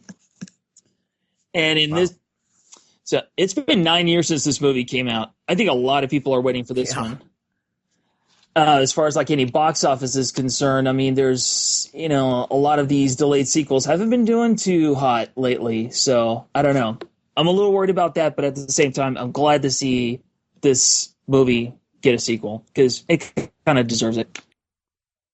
Yeah, cool. And in this week's You Didn't See That Coming? David Gordon Green and Danny McBride are writing the next Halloween movie for Blumhouse. The guys behind Pineapple Express are doing Halloween. That is just totally out of left field, but I'm really excited for it because obviously John Carpenter approves of it, therefore I approve of it. It's so out in left field it could possibly work. And then if you've seen Vice Principals and the way that ended, it's like you kind of, I think they can pull something off here that's pretty original. Well, I haven't seen Vice Principals yet, but I've got HBO for like a limited time right now, so I might have to check that out just to get a sense of what they've got planned. Well, I do already have kind of a sense of that. I mean, on the McBride side because of This Is the End. So, yeah, I'm pretty excited about this. The best part of this bombshell that we got concerning Halloween is we have a release date set for October 19th, 2018. Just in time for the 40th anniversary of the original film. How cool is that? It's a good time to be alive. All right, now it's back to the home video news, and we're going to start off with Vinegar Syndrome. Their March lineup has been finalized, and it's a little shorter than usual, and it's pretty heavy on the dirty stuff. The big release coming out in March is going to be Kevin Tenney's Witch Trap, starring Linnea Quigley. Yes. So we get some more Linnea Quigley via Vinegar Syndrome. The other titles are, we're getting a Blu-ray DVD combo pack of the 1975 film China Girl, not to be confused with the late 80s movie called China Girl. And the other two are going to be DVD onlys. They are the Peakorama double features. One contains Desires and Love Champions, and the other Peakorama has Sherlock Holmes and Reunion. And this package is set. Sorry, I just got the play of the words on the title. Yeah, it took me a second too because I thought I read that wrong because I kind of usually do. But yeah, the release date for the package is March 28th. You could get your bundle. You can pre-order your bundle right now and get 40% off if you order it before March 1st, that is. After that, it's going to be 35% off until March 13th. And then after that, it's going to be 30% off until the release date. So the sooner you order, the more money you can save. And considering it's a light pack in March, it's not going to be too hard on your wallet. So moving right along, we got some Severin news. First up, Severin have announced that they're going to be releasing Bruno Mattei's Guardian Hell, a.k.a. The Other Hell. It's a film from 1981. There's no release date on it yet, but the one thing we can tell you is that it will be a new master. And speaking of Severin, we got some late breaking news to share with you. Severin has a release date for their Blu-ray and DVD of 1977's Kathy's Curse. And this is one that a lot of people are anticipating, and judging by, the stills that I've seen, I really want to see this one. Plus, I got a soft spot for Canadian horror films. I have ever since I was a kid, so this is definitely one that's on my radar. Next up, Blue Underground. There are two previously released movies that Blue Underground put on DVD. They're both directed by Jess Franco, starring Christopher Lee, and those two movies are The Blood of Fu Manchu and The Castle of Fu Manchu. Those movies are going to be put together in a Blu-ray double feature. So that'll be coming out sometime in 2017. Now, this past February 4th was a birthday for George A. Romero, so Arrow took that time to announce that they are going to be releasing 4K restoration Blu-rays of Season of the Witch and The Crazies at some point in 2017. And they will, yes, be available for both US and UK collectors. And speaking of Romero, Scorpion Releasing announced that they're going to be working on a Blu-ray of the movie Two Evil Eyes, which is the film he co-directed with Dario Argento. It's two separate stories, so I'm not sure. Would you call that an anthology? Yes, kind of, sort of, I guess. It had an out-of-print Blu-ray, right? By didn't they already have an out-of-print Blu-ray? So they're re-releasing it, Or is this a different company? Oh, it's a different company. Blue Underground, I believe, had Two Evil Eyes on DVD. Okay.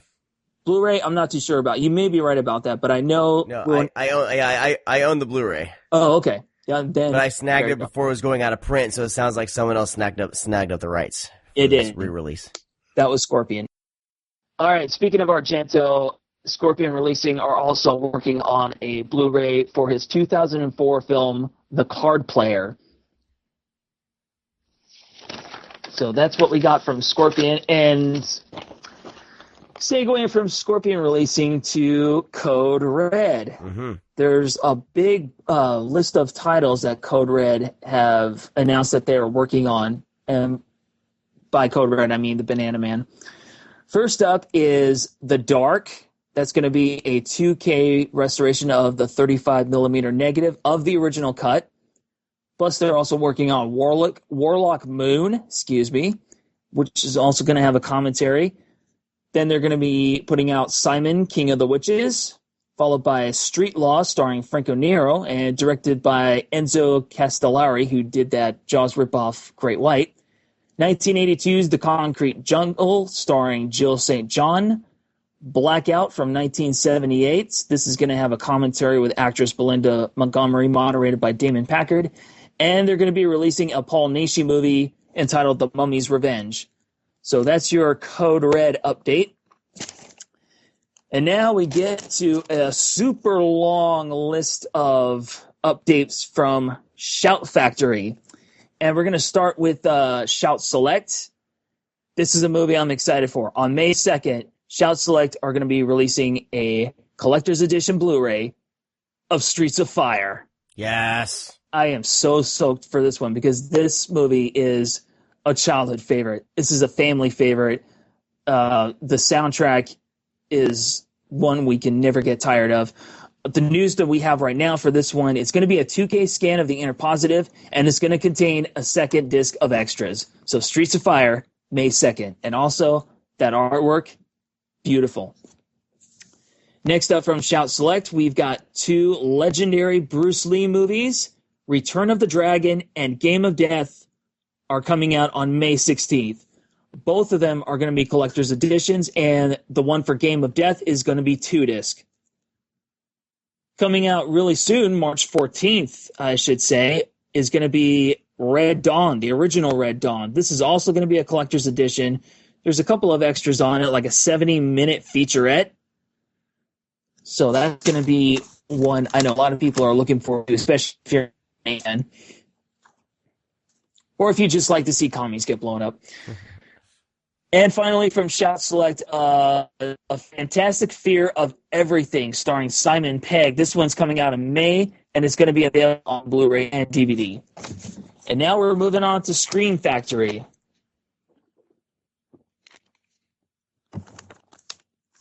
They've got a long list of extras for both RoboCop 2 and RoboCop 3. Both of those are going to be collector's editions, and those are coming out on March 21st. And for full those extras, maybe I'll get something typed up for that so you can see exactly what's going to be on it, because it's a lot. It actually it's so many extras that it actually, because I was kind of poo-pooing this release, and there's enough there, and I think Frank Deckard is even involved, right? Yeah. On the RoboCop 2. For 3. Yeah, so even with his involvement, I think there's a commentary with him.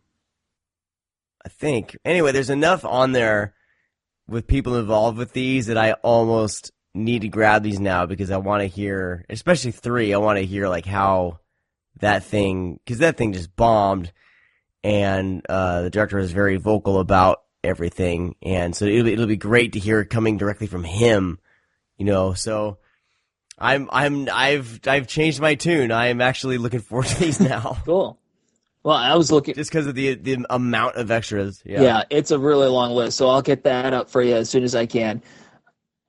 Cool. Wow. I'm looking at these dates, and all I see is May, and there's a ton of good stuff coming up in May. I mean, I already mentioned Streets of Fire before from Shout Select, but Scream Factory are going to be releasing Jackson Stewart's Beyond the Gates. This is an IFC Midnight release.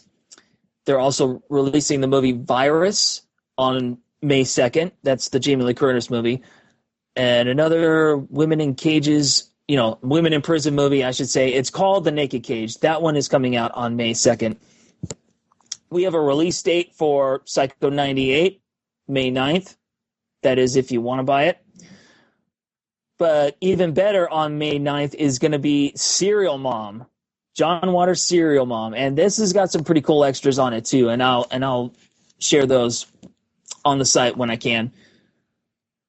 Here are two movies that I know a lot of people have been asking for, and that's Willard and Ben from 72 and 73, respectively. Those are coming out on May 16th. And if I remember correctly, when they announced these all the way back at Comic-Con, it was going to be a double feature Blu-ray. It looks like they're going to be... That was my impression, yeah. Yeah, it looks like they're going to be separate releases, Blu-ray and DVD combos. So that's going to be really exciting. And there's also a bunch of titles that... Well, more money. Yeah, there you go. And there's a bunch of titles coming out from Scream Factory 2 that little light on the details, but let me just go through these. They listed 5 obscure titles that they're going to be putting out, much like they did with Deathstalker and a couple other ones. I think Up From the Depths was another one. But they're going to be putting out The Man from Planet X, The Four Skulls of Jonathan Drake, The Bat People, Vicious Lips, and Alienator. So a bunch of... Alienator is a ton of fun. Oh, really? You seen it? Not sure if it's worth $25. Oh, dear. I have it on some like 4-movie set that I got for $7 that they had released, that Scream Factory or Shout Factory had released. Oh, okay. And it's a fun B movie. I don't know if you really, really need it in high def, or need to spend $25 on a bare bones. That's my only problem with these. They're just striking some HD masters, right? Or releasing these HD masters, and I'm sure they look good, but these movies, man, they're goofball fun. So it's it's whatever you want to do. It's however you want to spend it. If you feel like it's worth it, go for it. But Alienator out of that bunch is the one that I've seen, and it's goofy as shit. That's for sure. Hey, is this on the same one that Exterminator 2 is on? The same something like that. It's like they're it's on the same one, I think, that has The Arena. I think it's a bunch of sci-fi stuff. Yeah, I just might I can't remember. The Arena, though, or is it just Arena? It's some 80s sci-fi flick. If that ever comes out on Blu-ray, I'm buying it. Even though I own I think the before DVD. before I make a decision if I want to spend that kind of money on just something like that, I think I might pick up that four movie collection that they put out. You can find it for cheap, and they're all super fun. So then they look fine. That's the thing. Like they're I passed on the Deathstalker ones because I already own them on DVD, and they look good enough for me for those movies. That's another one I want to get. Spend $25. Yeah, that's another set I want to get. The Deathstalker 2, and the Barbarian Brothers. Yeah. I haven't seen that one since I was a kid. Great I stuff. can't wait to revisit that. All right, moving on with more Scream Factory stuff. They're going to be putting out this movie from 1980 called Windows. I guess it's a thriller, NYC thriller, directed by cinematographer Gordon Willis, the legendary Gordon Willis, starring Talia Shire, music by Ennio Morricone. And there's no release date for that yet, but it's supposed to be coming out sometime this summer. They're also putting out a Blu-ray of Island of Terror. This is starring Peter Cushing from 1966, directed by Terrence Fisher. And finally, I'm actually kind of not surprised by this, but Scream Factory are putting out a collector's edition of the original Species. So if you bought all the other Species movies from Scream Factory, guess what? You get to complete the whole set. Because that's already out on Blu-ray too, though. Yeah, but it's a bare bones release. But I'm sure they're going to add some good stuff. Oh, for sure. I can't wait to see who they get to interview for this one. Yeah. Because that's kind of an impressive cast. Yeah. I remember because I revisited this one last year and I saw Ben Kingsley's in it and Marge Helgenberger from CSI. And I'm like, wow, star-studded.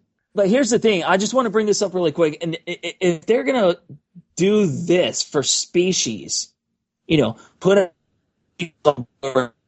and say, oh, just throw in the original one then. Do you think they're going to do the same thing to RoboCop? Because I think that might be a strong possibility. Oh, RoboCop? Who knows, man? That's gotten so many releases by so many different companies. It's all about money at this point. I'm sure. But I've bought RoboCop so many times, I think I'm good. But they might, but the thing is, like, they did those releases for Scanners, and Criterion got Scanners, so, for the original, so, who knows? I don't know. And then they released Phantasm 2, but never got to release the entire set, so who knows? I'm sure it's something that they thought about, but I'm not really worried about it. The RoboCop Blue is pretty great, and it's very stacked, so. That is all the news that I have for you, Sean. Yeah, Josh, thanks for all those announcements, man. Yeah, a lot of stuff. So we'll talk to you again next week, yeah? Yep, we'll see you guys next time, and I'll have some more news for you then. Awesome. Save your money. That's all I have to say.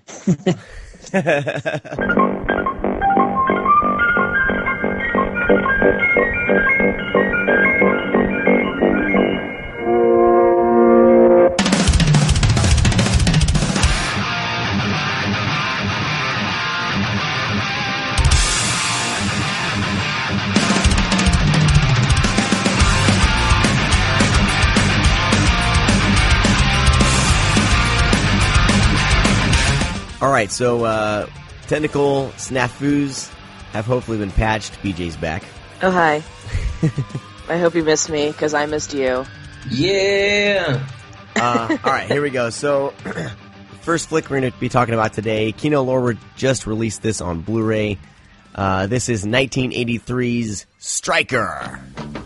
The last war started an error. Oh, my God. Donald Trump. Whose error nobody knows? It was Donald Trump. Nor does it matter now.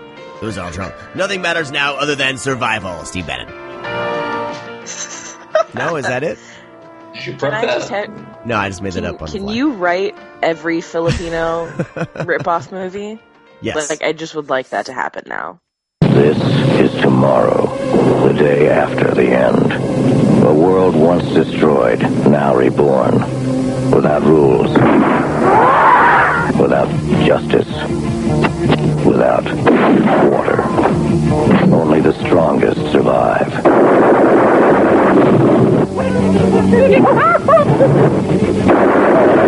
This is a land he calls home. They call him Stryker. This was released through Roger Corman's New World Pictures, directed, of course, by Cirio H. Santiago, who I've talked about quite a bit earlier in the podcast about his other post-nuke things. 4 of them released by Code Red, and like I said, this is by Kino Lorber. Hey, don't forget a bunch of stuff released by Vinegar Syndrome. Yes. Oh, what were those flicks? I had them, and they're not in front of me. Well, I mean, they released the Mothers. They've released the DVDs. Yeah, he has done like any exploitation or ripoff. He's covered pretty much every genre. Death Force, that was the other one. Yeah. So you can find there's a couple DVDs of his movies through Vinegar Syndrome. I mean, if you look him up on IMDb, his list of films is ridiculous, and they're all pretty much just trashy exploitation. All you have to say is Caged Heat 2. Like, not even Caged Heat 1, Caged Heat 2. Nice. In the original, since we talked about Expendables 3, he's the original director of the Expendables. Oh, man. That is crazy. So, we've talked about these post-apocalyptic flicks in the past. This one, definitely very much a response to Mad Max. You got these, everyone's dusty, you got all these cars put together, you have some very good use of shoulder pads, in the film. And, like Blu-ray quality wise, like, the Code Red movies looked better. I don't know if it was elements or what the elements they got. This one looked, shoddy compared to the Code Red ones. I was surprised. Well, I mean, it's Kino just kind of does the HD masters, I think. Yeah, maybe Bill did something extra with his. They look. I know that Code Reds look surprisingly good. Yeah. So. But Brad, can you set us up with the plot? Because my plot would be a guy with a Jufro wanders through the apocalypse, Jufro intact. Followed by some badass women with some shoulder pads and bows and arrows. I mean, it's a rip-off of fucking Mad Max. I mean, it's literally who controls the water is the one who controls the world. Yeah. They even say those lines. I think they say those lines in like a handful of these. Yeah, no, I know, but it's just, I mean, that's exactly what it is, and it's, these women know where the water supply is, and they have plenty of water, and like a couple of them want to share it, and they realize that what that would happen is like a great, they have like a spring that they go into, and Stryker hits up with the ladies, and plus it's like a little bit of female empowerment. We didn't actually have a lot of those, especially with these Italian knockoffs. I mean, usually women get treated like shit in Italian movies, so it was kind of refreshing to see, kind of a somewhat women empowerment, having a group of women together, which of course Mad Max Fury Road did. Yeah. But I mean, that was all I could think about watching it was like, there's no way in hell that they weren't looking at some of the older kind of rip-offs of the Mad Max movies and being like, hey, this is actually a really good idea and really like prevalent in today's cinema and would be really impactful, and we should just do that. And they did for years. It's crazy. I think it's just because it was so cheap. You just go to some thrift stores, you buy a bunch of shit. You go to a junkyard, throw some vehicles together. And then you got. I do love that in the apocalypse. Sorry, I need to rephrase. It's really early.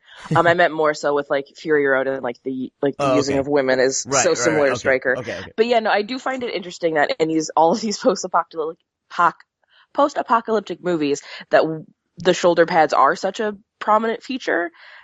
You'd think that they would find something else to want to protect, but for whatever reason, everyone's like, nah, dude, shoulders. This movie does have one of the best shoulder pad disrobing / love scenes in a cave full of water that I've ever seen in my life.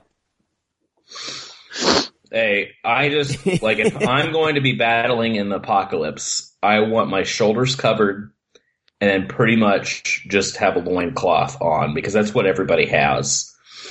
Apparently your shoulders are the key to survival. Then you also get, like, the dwarf people who are, like... Yeah. Oh my God. Wearing like little Jedi robes. I don't know what else to consider it, but they all come out like you can't really even see them because they're just wearing Jedi robes. You're like, oh, okay. And they weren't told to like don't create a language. They didn't create a language. They said just talk gibberish. Ooga booga doo doo booga ba. Yeah, like that's all. I think they just like followed around like babies with like microphones and then just made a dialogue out of babies babbling. Yeah, those guys have appeared in a handful of these movies by this director.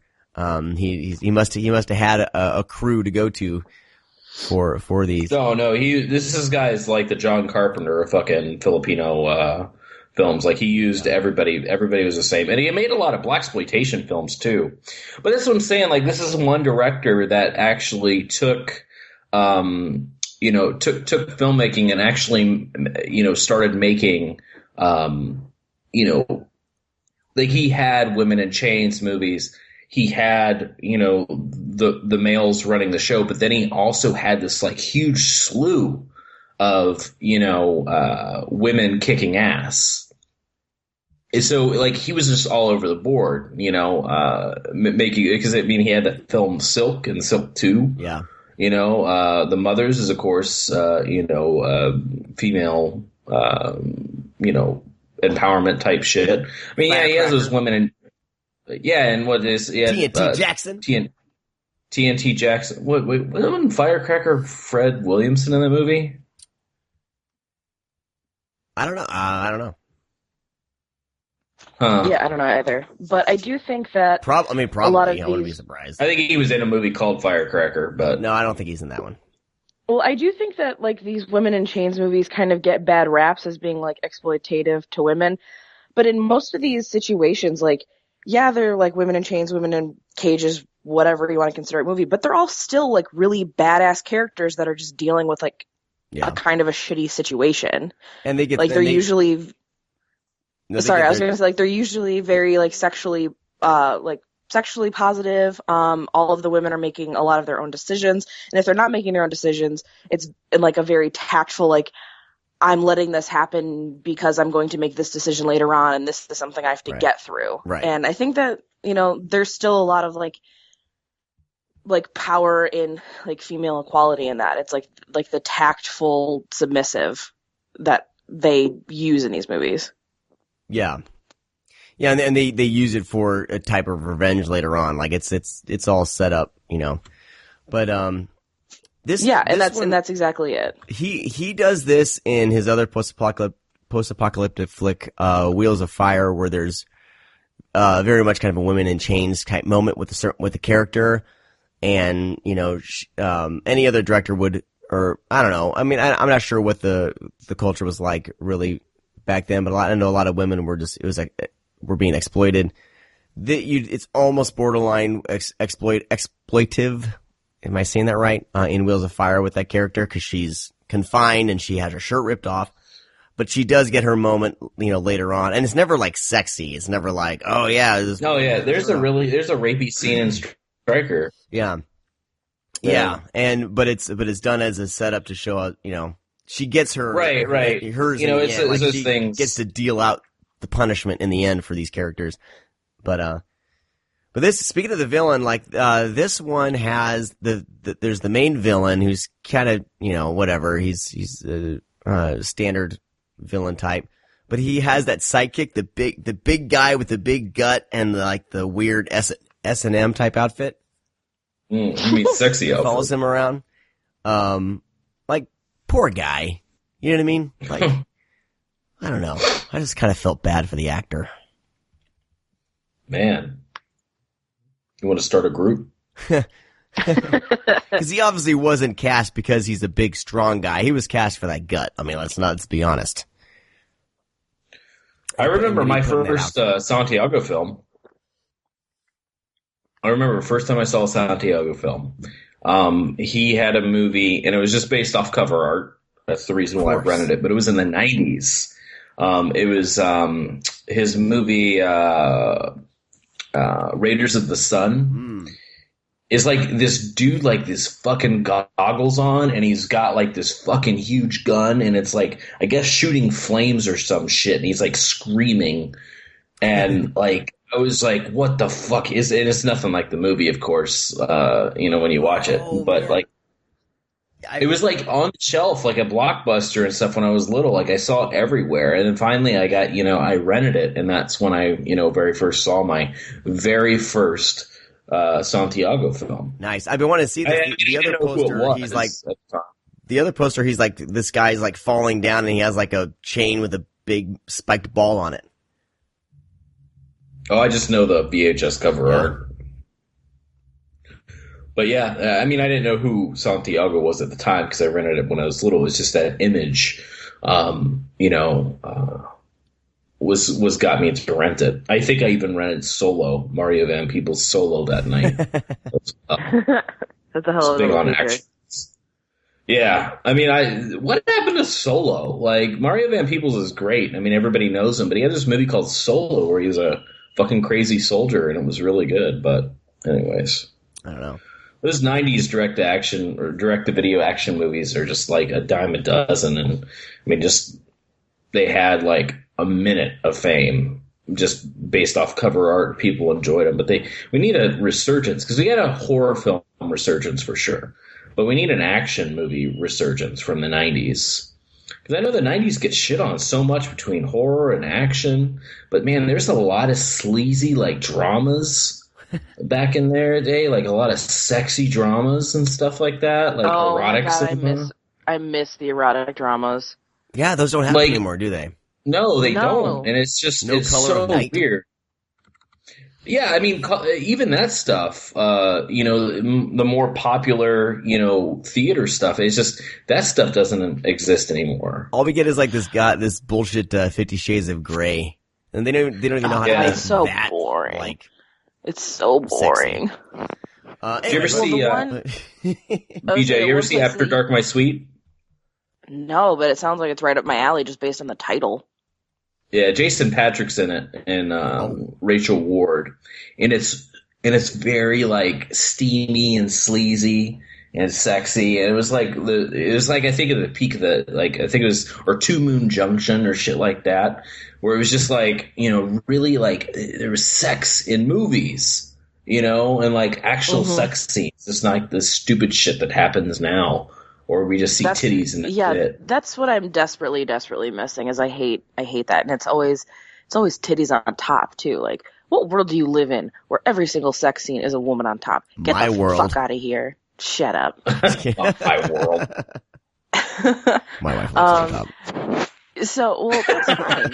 But like every single, like I wrote a piece about this not long ago in horror movies about how like that's always how they die, is like it's always a girl on top and then somebody gets stabbed behind. And it's like, come the fuck on. Like with the like there are a few exceptions, like Hatchet 2 when like they're doing it from behind, and I'm like, yeah, something different. Oh my god. No, I was gonna say like I'm not very well versed in Santiago's filmography, but I'm trying to kind of catch up on everything because I was on the tail end of the VHS stores. Like, you know, I've talked about like my mom and pop store, but you know, because it was a mom and pop store that was kind of failing, they had already started to purge a lot of their stuff that they didn't think was going to sell or people weren't going to get. And that unfortunately meant like a lot of Roger Corman stuff that wasn't like already a household name, a lot of foreign language or foreign directed stuff kind of went away. And it would just like made room so that way they could make room for like the new stuff that was coming out. Yeah. So I kind of have a blind spot with a lot of these movies, and that's why I love that everyone's kind of restoring everything because I love them. Oh dear God, do I love them? I have like such an affinity for his. I love. Why isn't there a distribution? Hey, well, why isn't there like a distribution or resurrection company that exclusively does that? Like, I will give you all my money. Let's start it up. Let's do it, Brent.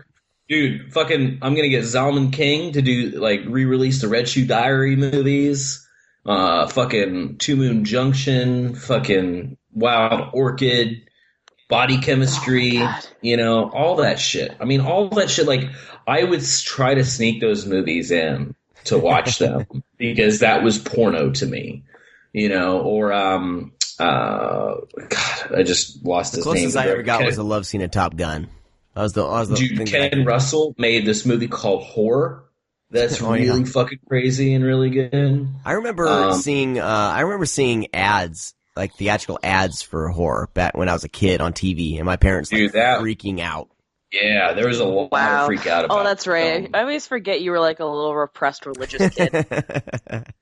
But I mean, like, I remember like walking in, you know, the video store in the drama section and then seeing the cover of Horror, and I'm like, what? Oh yeah.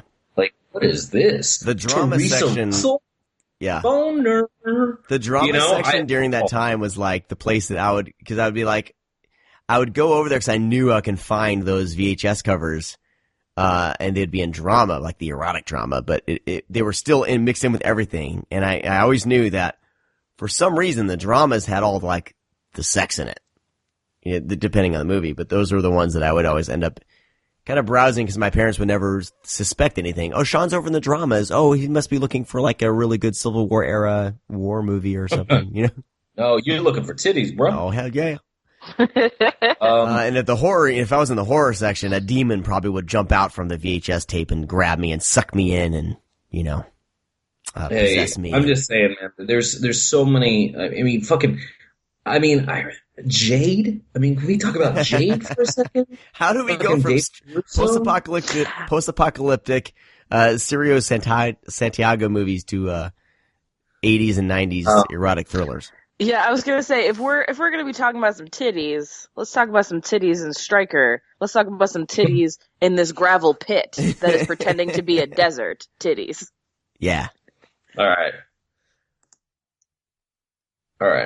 I'm done. Like I said, there is the sex scene where erotically shoulder pads are taken off. By that one. That's the only way to take off shoulder pads is erotically. One of Stryker's buddies. He's like super ripped too. One of Stryker's buddies. But so what's the deal with Stryker? Stryker's like the Mad Max type character, right? I mean, who plays him? He's first wearing this really ridiculous like cowboy hat for a while, and then he takes it off and his hair is still perfect. And there's this scene where he has that machine gun that people have done gifs of this, like where he's shooting his machine gun and his hair is like wobbling. Have you guys seen that? No. It's like a GIF or whatever the hell you call it now. I don't know. It's a GIF. No, I was saying People make a GIF of him shooting his machine gun and his hair is like vibrating with the machine gun, and it's just perfectly round and beautiful, and like the dust is like poofing off. His hair. It's fantastic. I type in Stryker GIF, and all I get is Mortal Kombat GIFs. Yeah, that's exactly what I just did. I was like, this doesn't work. Well, the actor is Steve Sandor, and he's been in movies. He was in The Ninth Configuration. Huh. He did some voice acting in Fire and Ice. He was in Bonnie's Kids. Oh, I found it. Yeah, I like Bonnie's Kids. Who? It looked like the actor Steve Sandor, who plays Stryker. I know, but I said what movie? You said what did you say after Bonnie's Kids? He was in. I said Brad. He's in Bonnie's Kids. I knew you would know what Bonnie's Kids was. Yeah, I have that. It's Gorgon Video. Yep, it's on my to watch pile. I need to get to that. Oh, I did find the GIF. That is glorious. It is glorious. And all the little like Ewok type. Little guys are behind him. Filipino Jawas are behind him. I think one even has a crossbow. Look, they all have crossbows. Oh my god! Yeah, man, they don't. I don't remember that scene in the movie. I think it's near the end. All these movies end with some final battle. Yeah, because he gives them water in the first 5 minutes with this throwaway thing, and then they come to the rescue. Like, you gave us water earlier. We're here to save the day. But what they said was, "Ooga bagatugo, bagatugo piggy." Yeah, seriously. Oh my god. So it looks like Steve Sandor just did a lot of TV after this. He didn't really do much past the 90s. He's still alive. I checked this out before I talked about him. Remember at the beginning of when we first started this podcast, I would always bring someone up, and they would end up being dead. Always got depressing. Yes. I don't really know this dude at all. Like, I can't. Yeah. I mean, I know Bonnie's Kids, but I don't know who the hell he was. I think this was his big starring role, and he just kind of got sucked into the 80s TV after that. But he's good. I mean, he does a good job. Like, everyone's everyone's trying hard. He's probably super happy that we're talking about him. Oh yeah, let's look him up. Steve Sandor, if you're listening, we'd love to have you on the show to talk about Stryker. Are you on Twitter? We want to send you this. Just keep sending him the GIF. Yeah. Fantastic. So I think it's out right now on Kino Lorber Blu-ray. The Blu-ray looks okay. I mean, it looks like they're limited to their elements. The Cirio H. I finally got rid of my VHS tape. Cirio H. Santiago's filmography is really fun to look through if you're looking into more of the knockoff type films. I've talked about Silk before. Silk is a decent little cop flick. Which, surprisingly, with the actress, the cover makes it look like it's going to be this sleazy thing. Like, it's actually not. Like, she's a badass cop in it, and she doesn't really use her body that way that you'd think by looking at that cover. Because the cover's her with a gun in her bra, but it's she's just a badass cop that kicks ass. That's a fun one. The ones that Vinegar Syndrome has released Death Force, Vampire Hookers, The Mothers, and what are other ones that are available? I've mentioned Wheels of Fire, Equalizer 2000. Oh yeah, a lot of his movies are available because Corman released them under Empire. So yeah, and then Dune Warriors I've talked about. So Brad mentioned Raiders of the Sun. So there's a lot of these that are easy to be found. Every one of them is you can find, if you like these types of flicks, you're going to have fun discovering these and watching them. I think we've talked about Killzone before. I think, Brad, you have, haven't you? I think David Carradine's in that one, I think, right? Oh, probably. Yeah. Yep. He is. So fun. I think I have that on VHS. Fun filmography to look through. Caged Heat 2 is the one that we mentioned. Caged Fury is another one of his films that can be found. The posters are always awesome. Better than the movie. Caged Fury poster is badass. So I bet you a handful of these flicks would be found in that Maidens, or was it Machete Maidens Unleashed? You'll probably find a bunch of those movies talked about in that documentary. But anyway, good fun to be had with this. Is there any special features on that Blu-ray? It's Kino Lorber. I don't think so.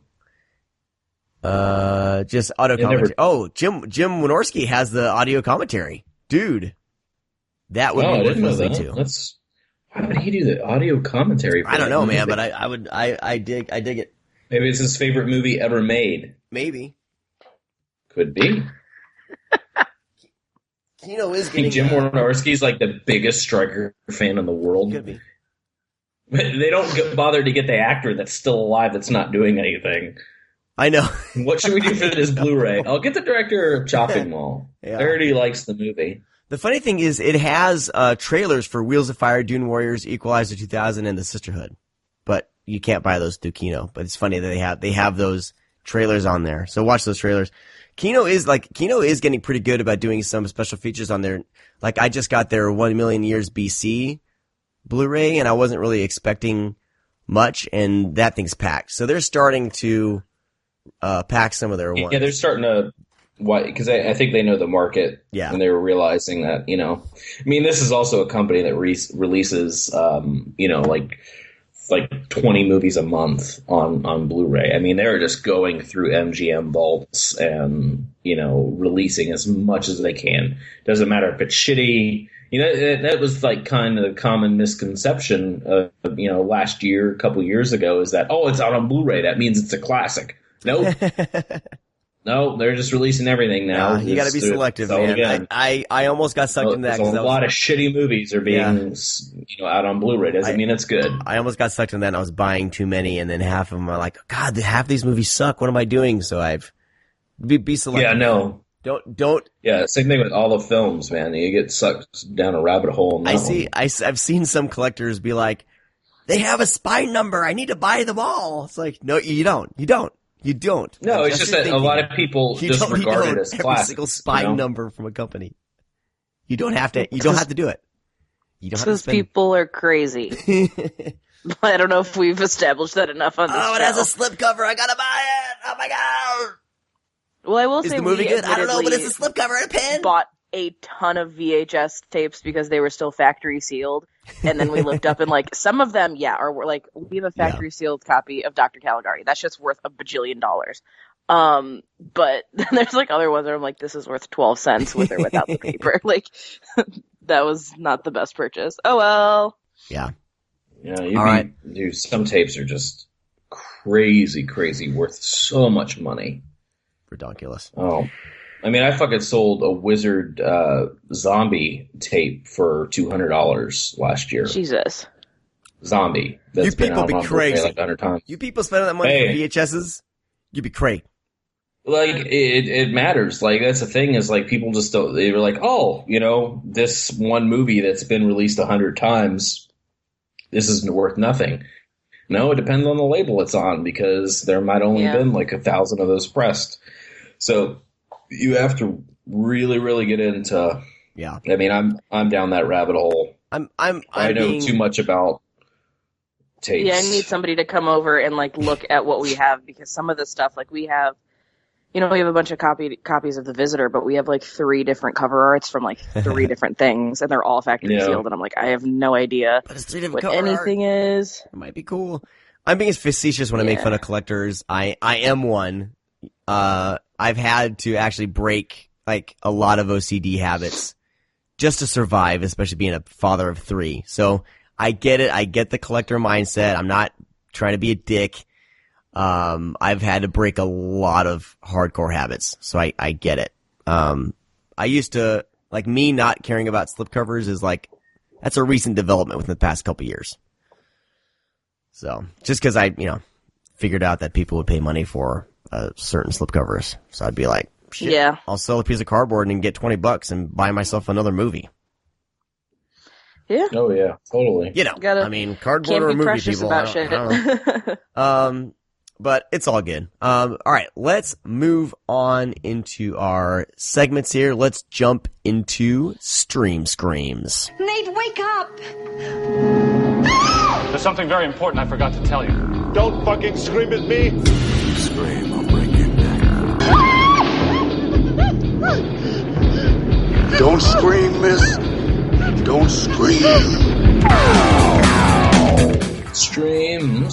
Today, we are talking, I was surprised when you put this on our list, Brad, because this is kind of more of a well-known film, but it's 1985's Silver Bullet. It happened every time the moon was full. Nobody knew who or what was responsible. They only knew it had to be stopped.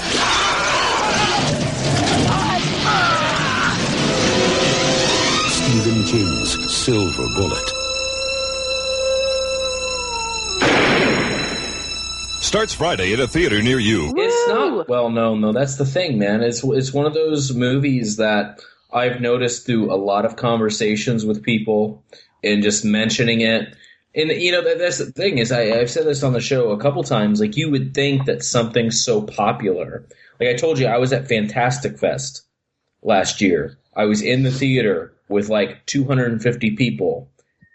Fantastic Fest, a horror genre or a genre festival that very specializes in horror films in Austin, Texas, a very known movie fucking capital of the world. You're saying a lot of people there probably know what they're talking about with flicks. Well, no. Should. Well, I mean that, and yeah, I agree, but when they introduced Phantasm and they said, raise your hand if you've never seen Phantasm, 80% of the theater raises their hands. I'm like, wait a second. Phantasm? Like, what the fuck? Just because think that... What? I was going to say, I think, like, with something like Silver Bullet, though, because there are so many Stephen King movies, like, I think a lot of people have blind spots. Like, the amount of people that haven't seen Salem's Lot is ridiculous. And I'm guilty of that. I have my own. And I think it's just like, okay, like, you think, like, okay, there's so many of these, what am I going to watch? Okay, I'm going to watch Carrie, I'm going to watch The Shining, I'm going to watch It, and then I'm going to call it a day. Yeah. Yeah, and Sean, Salem's Lot's a lot more popular than Silver Bullet. I know. So hey, I just proved my own. I just disproved my own point. What I'm saying is, like, that's the one thing is, like, I've learned being a fan, and even with this podcast and telling people about movies, like, it's okay to talk about some popular things because you'd be surprised how many people haven't seen it. You'd be surprised at the films I haven't seen. Yeah. I mean, it's just one of those things. I think Silver Bullet's one of those, like, well-known movies that people know about. Yeah. But honestly, then they ask them if they've seen it, and they're like, "Oh no, I haven't seen that movie." I remember when Silver Bullet first came out. My parents went on a date night to go see it. Like, my parents used to be like pretty cool back in the mid '80s. I mean, there was a time where for Halloween, they dressed up as a priest and a pregnant nun. Something happened after 85. I don't know what happened. So I remember them going to see Silver Bullet. Like, I was like, what movie are you seeing? Because I was young and into movies. And they were like, well, it's a horror movie. It's Silver Bullet. You can't watch it. Because it's rated R. And they were, I asked them about the movie and they told me all about the movie, directed by Daniel Attias. And of course directed, or based off the Stephen King novel. This movie, like, starts off, like, as a really good, horror flick. It's actually pretty, for that time especially, pretty terrifying. But like right around the 40-minute mark when they're all walking through the forest and it's all foggy, there's a moment where it turns a corner. I mean, Gary Busey's been in it for a while and he's entertaining as a crazy uncle. But there's a moment when like, because he is crazy. This guy has a certain baseball bat and all these people are out looking for the werewolf and he gets dragged into the fog and all of a sudden you see the werewolf arm come out of the fog with a baseball bat and just beat the shit out of the guy with the baseball bat.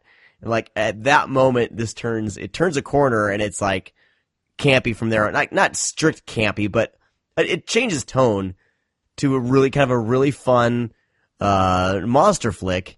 And, I was kind of like rewatching. I don't know. I disagree. I disagree on that. I don't think it turns into anything campy.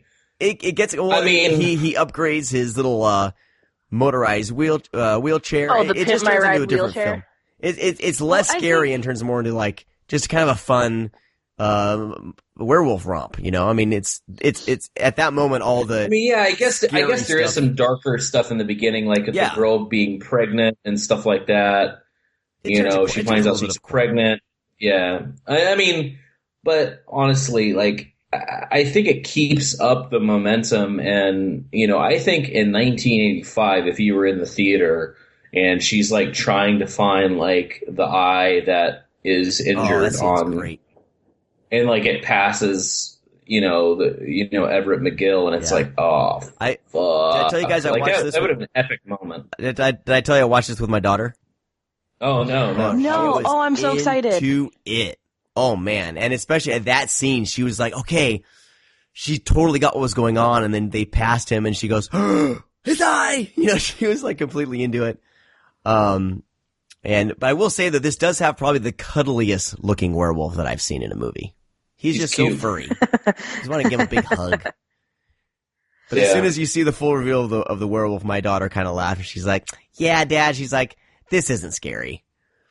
But she loved it though. No. I mean, it is kind of I watched this with Willow when she was young, and I actually debated putting this in the kids startup kit. It was just I don't know. Like I think for a little kid, I think this might be a little too much. It's good for like 10 or 11. Yeah, it's a transitionary film. Yeah. Like it's perfect for that. Like because there's gore, but there's no language.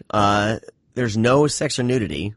It's just there's some werewolf. But the language at times is even a little juvenile when you think about it. Yeah. Like I'm a big fan of are you going to make lemonade in your pants? Like that is the best way to say like don't piss yourself I've ever heard. No, I think that Silver Bullet is like I said, a transitionary film because it does have Gary Busey being a crazy drunk, which is just Gary Busey. But, you do have something kind of silly with the titular Silver Bullet, which is it's a wheelchair. Like, that's kind of ridiculous to think about. Like, if you were like, I'm watching this werewolf movie, it's called Silver Bullet, I'd be like, oh, it's probably about a gun. It's probably about this. It's like, no, it's a souped up in my red wheelchair. Like, that's amazing. And also, R.I.P. Corey Haim. He is so good in this. It's really, really good. Oh, he's great. I just find this movie to be really fun. I think that it's a really nice balance of kind of creepy, scary werewolf movies, which I love werewolf films, and I don't think we have nearly enough of them. Mm-hmm. But it's a werewolf movie that isn't afraid to, like, have fun with kind of the ridiculousness that is the mythos of a werewolf in general, because it's kind of ridiculous. But they have fun with it, and I think that makes it more exciting, and that's probably why it's a blind spot on so many people's Stephen King thing, is because when you think of Stephen King, like the immediate thought you have is like, oh my god, like he's so scary, like wrote some of the scariest things, like this movie terrified me as a child. And we forget the fact that Stephen King has a really wide range of creativity in his storytelling. Like he does have Stand By Me, he does have like things that are not Pennywise. And I think that Silver Bullet is one that really, really showcases, like, I can make something really scary, but I can also make something really fun. And I don't know. I think that's probably why it's a blind spot. Yeah. Would you guys consider this to be one of Gary Busey's best roles? Because I forgot how fun he was in this movie for some reason. It's a favorite for me. Yeah. Busey. Because because it's nuts. Like, I don't feel like he's lost his mind completely yet, Right. and he's like phoning it in. Like, he still really cares. He's fucking insane, but he's still trying to give kind of a true to character performance. Yeah. When was the start of his decline? Point Break, would you say? Because he gets, I'm gonna go get a sandwich, meatball sandwich. He hasn't really reached that level crazy. He's just crazy, kind of crazy drunk. I'm just he's drunk been, up.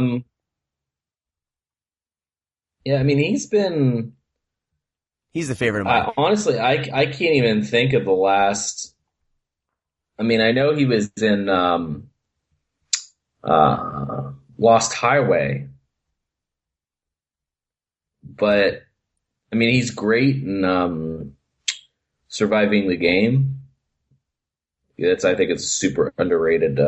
Yeah, film. I think he started losing his way in the early '90s. I feel he started getting.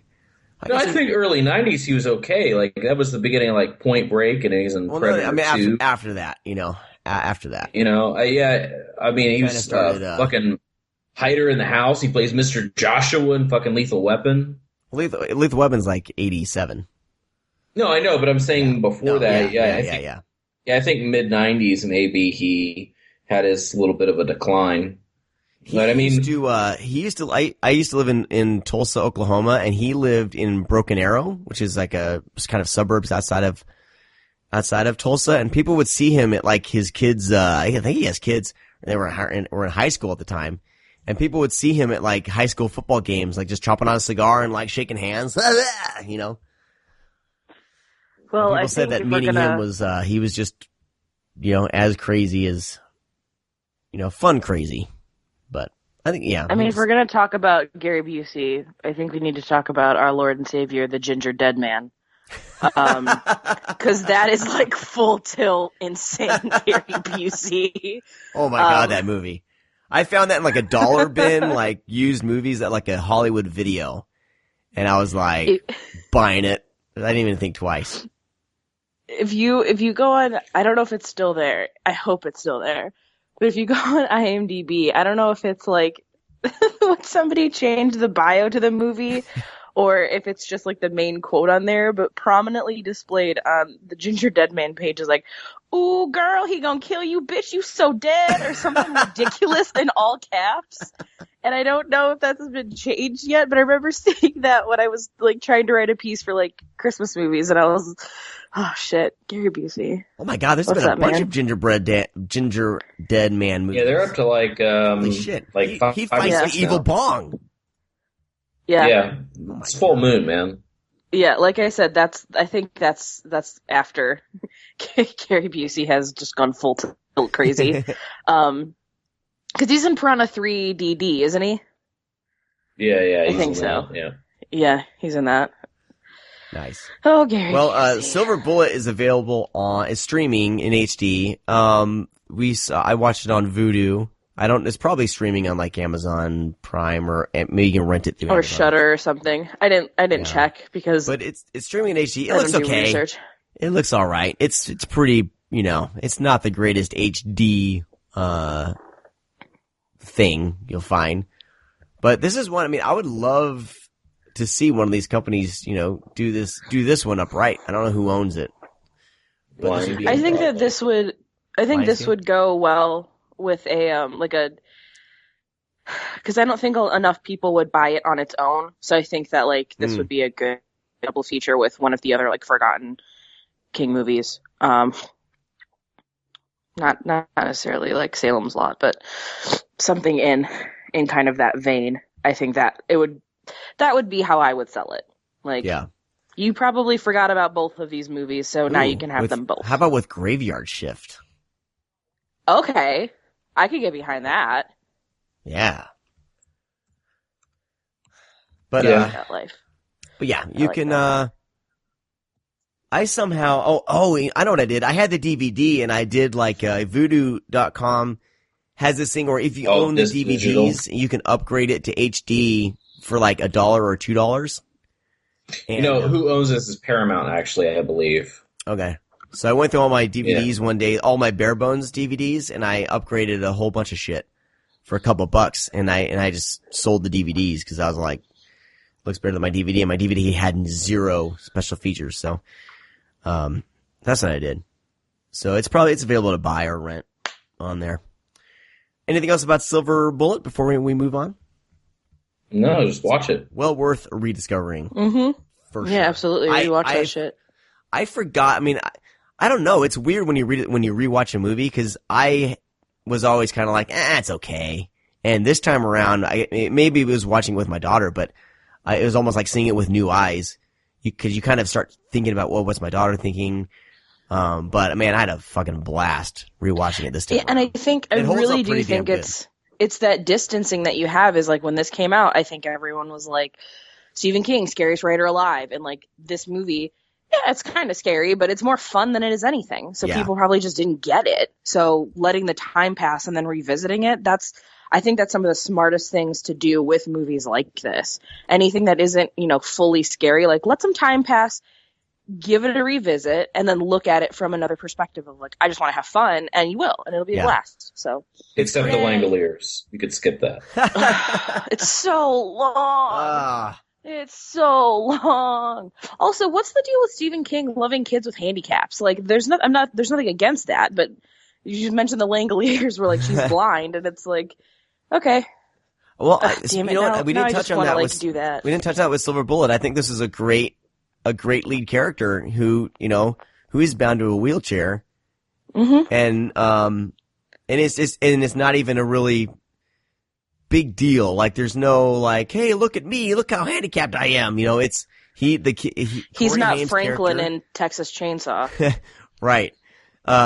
He just handles shit. He gets made fun of. He gets made fun of. I'm supposed to go easy on him because he's a cripple. Right, but him as a character, though, he doesn't let that, get in the way at all. I mean, he souped up his wheelchair. His crazy Gary Busey uncle gives him this frickin' motorcycle, basically.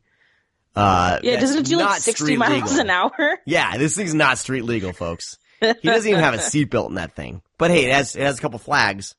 It has those flags. But he doesn't let that limit him at all, and I think that's great how empowered he is as a character. And I don't know, like I thought it was really, really fun to see him just handle his business and make no excuses at all. So real strong kid character in this, and that's why I was like, I love that I was able to watch it with my kid, because I was just surprised. Being a parent, you see movies in a different light, I guess. And I never because the last time I saw this movie, I didn't have kids. So, anyway, all right, moving along. Let's jump into VHS. Oh my God. Nikki. Well, here we are at last. Right where we ought to be. On video. Oh my God!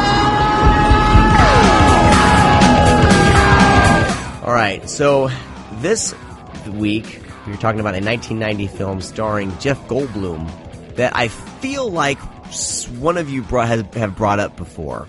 But this movie is called Mr. Frost.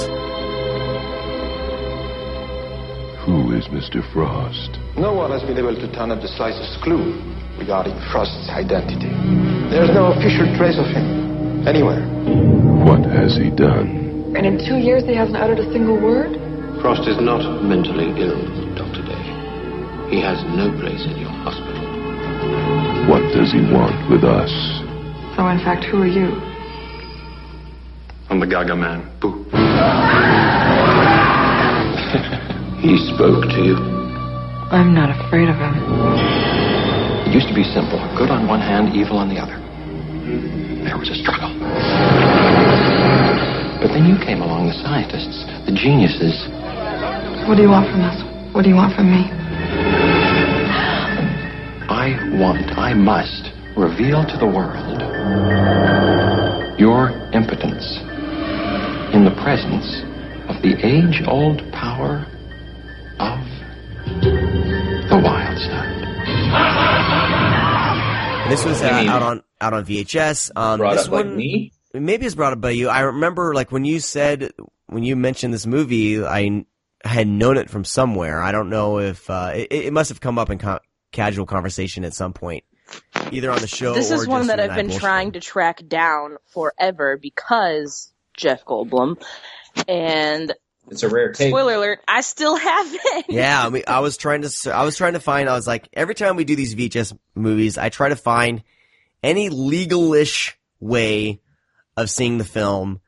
So I always check YouTube first. There's a shit ton of clips on here, so I watched the trailer. I watched a whole bunch of clips. So I have a good idea of what it's about, and I really fucking want to see it so bad now. I want to see it so bad because I've seen all this. And then trying to find this anywhere I could, and I couldn't. Unfortunately, by the time we got around to talking about this, it's hard to find, and someone needs to release this, like legit. Too legit. Because once I start kind of Googling, you can start finding really crazy sites and crazy links. Then I kind of just like, I don't really want, porn being automatically downloaded on my computer through some spyware. Why? Well, yeah, I mean the kind of porn that you would not want on your hard drive. Okay. I always get weird once you kind of Google. There's a shadowy part of the internet trying to find films that I just don't even want to try. Even if it's like a long lost film that needs to be rediscovered, I kind of start getting scared. So I didn't go into the seedy parts of the internet to view this. But Brad, you brought this movie up, so please let us know what this is about. And I've never seen it. Jeff Goldblum, I couldn't find it, and his dark locks of hair. Why? I couldn't find it. Shut up. I didn't look for it. Shut up. Mr. Frost is good. and my mother actually is a huge fan of this movie, and that's how I first saw it. When I was younger, wasn't probably too much into it because it's a slower paced horror film. There's a lot of I don't know. It's a slow burn, a big slow burn. And I remember it being one of those rare tapes. I found one at a garage sale or somewhere, and I picked it up. And I was actually in New York one time, walking the streets, looking at the peddlers and the people selling on the stuff on the side of the road. And I was actually writing a script in New York with Josh Johnson, director of Rewind This, and one of the dudes at Intervision, Severin. We were writing a script together, and I mean, we would just go out and get street food and stuff because that's way better than any restaurant in New York.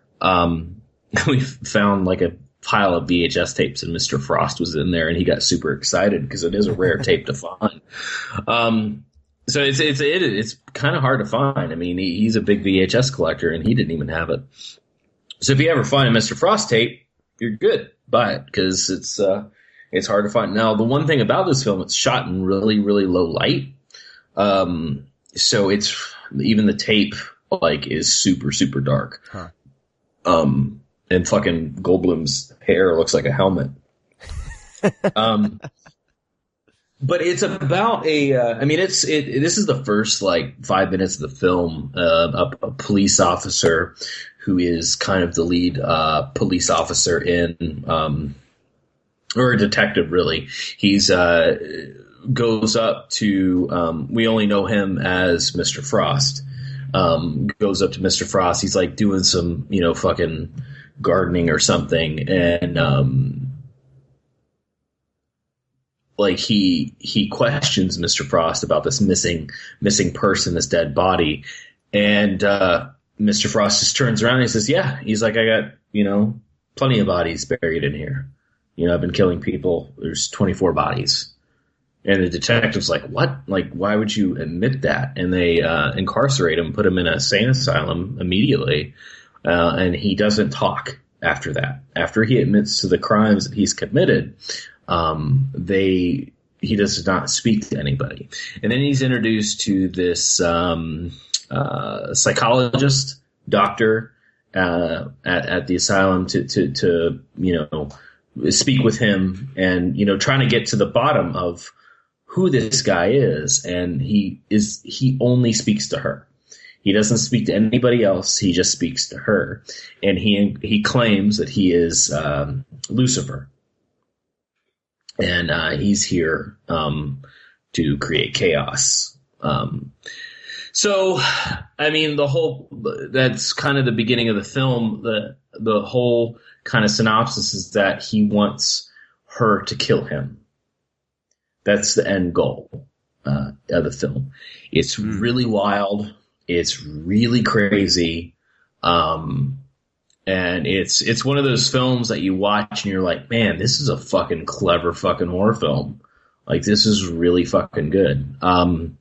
So it's always kind of, this movie's always stuck out, mainly because my mom was a big fan, and that's how I originally saw it. And then years and years later, when I was collecting tapes, I came across it and was like, oh shit, Mr. Frost. My mom really liked this. And I, rewatched it, and I really liked it then, and I like it even more now. It's one of those ones that I revisit periodically. My tape is so fucked up in the first 5 minutes, though. It sucks. I watched it quite a few times, just because it's up my alley. You put anything with fucking aliens, a cult, or Satan, I'm usually 100% on board. That's like my three favorite things.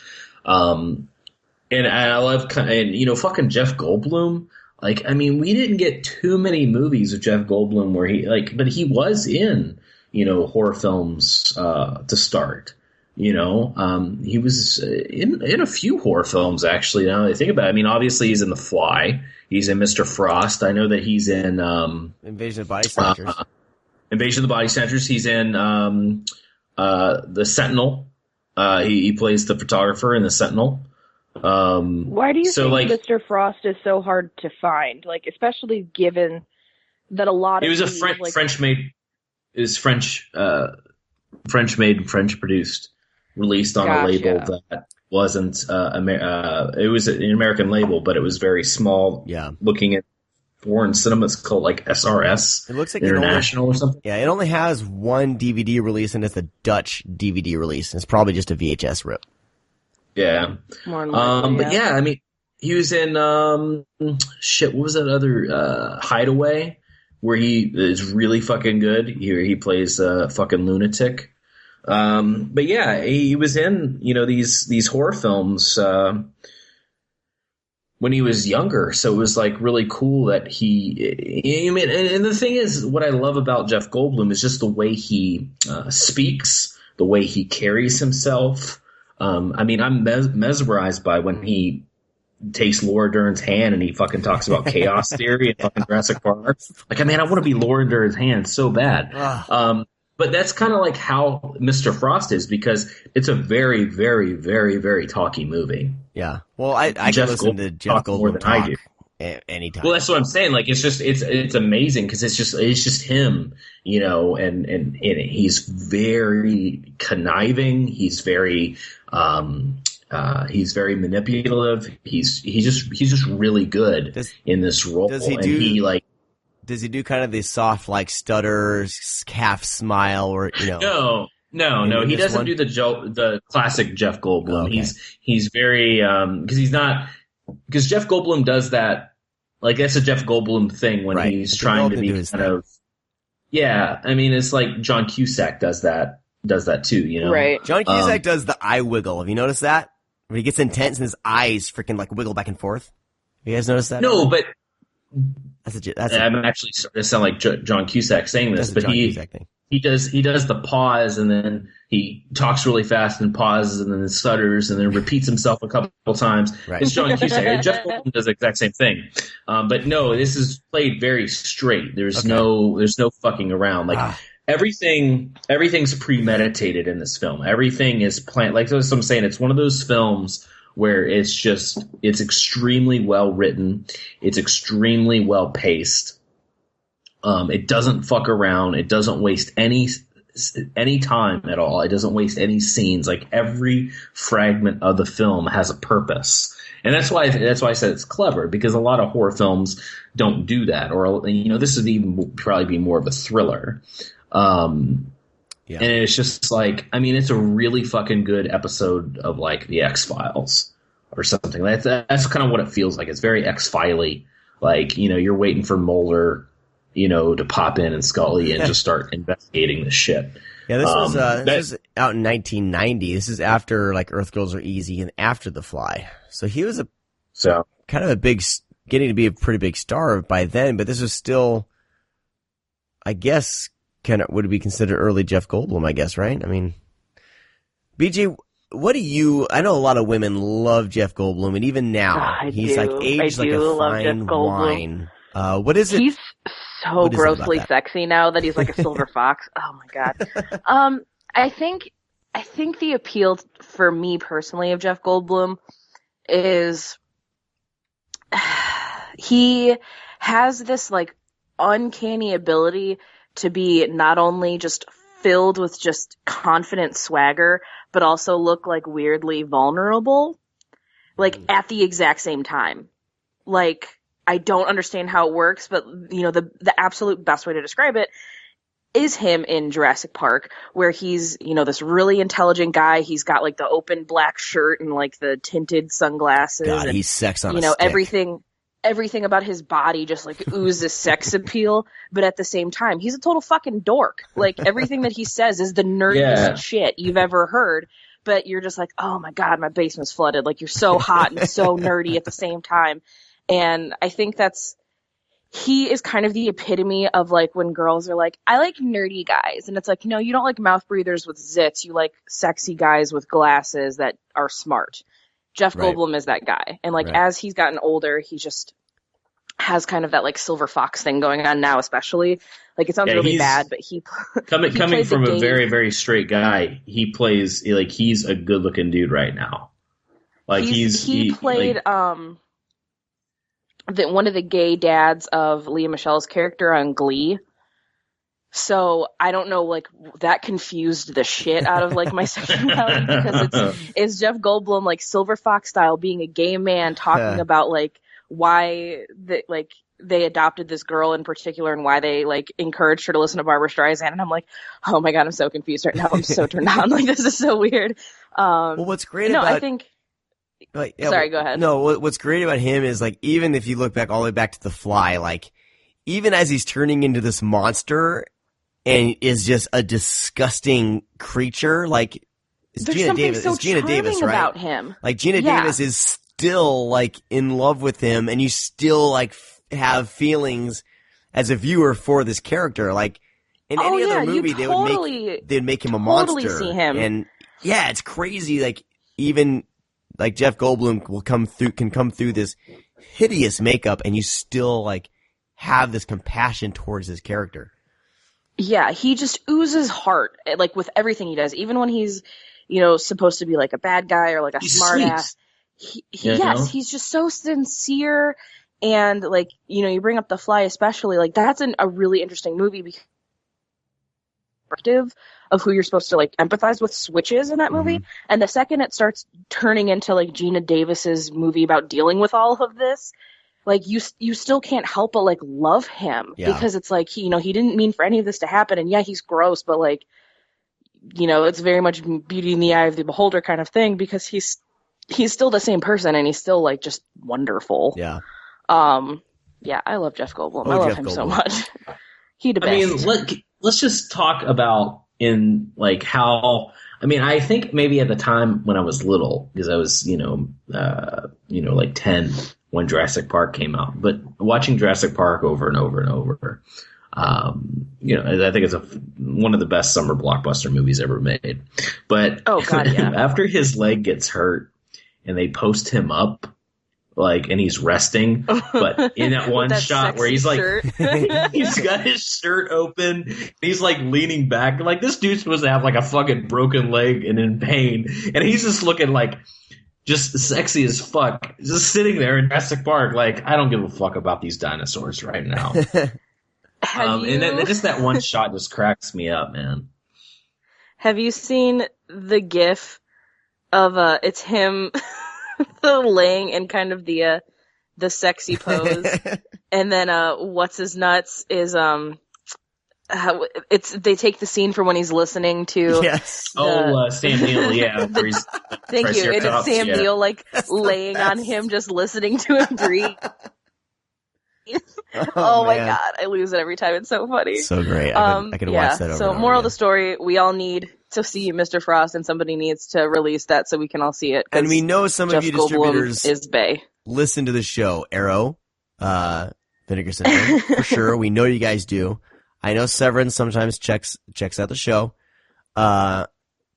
Please, we'll help try to find the elements. We'll do whatever we can. Drop us a line. Read me at thescreamcast.com.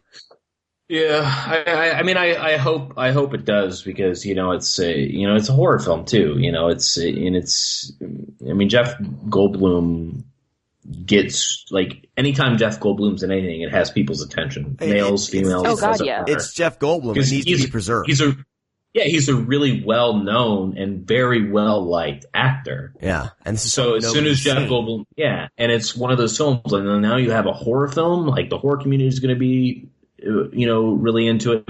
It's a thriller, and Jeff Goldblum is probably, and I've seen a lot of Jeff Goldblum movies, and I'm a big fan. This is by far one of his best roles ever. I want to make a sweater out of his long, dark hair in this film. Whoa, Sean. Well, I think that it also would make sense too, because what is that movie? Is it Let Us Pray? Where it's the dude church. No, shit, it's not that one. The police station movie. Yes, the police station movie. Yeah. That one. Like, what are you bringing that movie up for? Well, I'm bringing that up because you made the comment about like how it's like, I'm Satan, I'm here to create chaos, like, I want you to kill me kind of thing. Oh, yeah, like, Let Us Pray. Yeah. Has kind of like, thank you, that is what it's called. Jesus.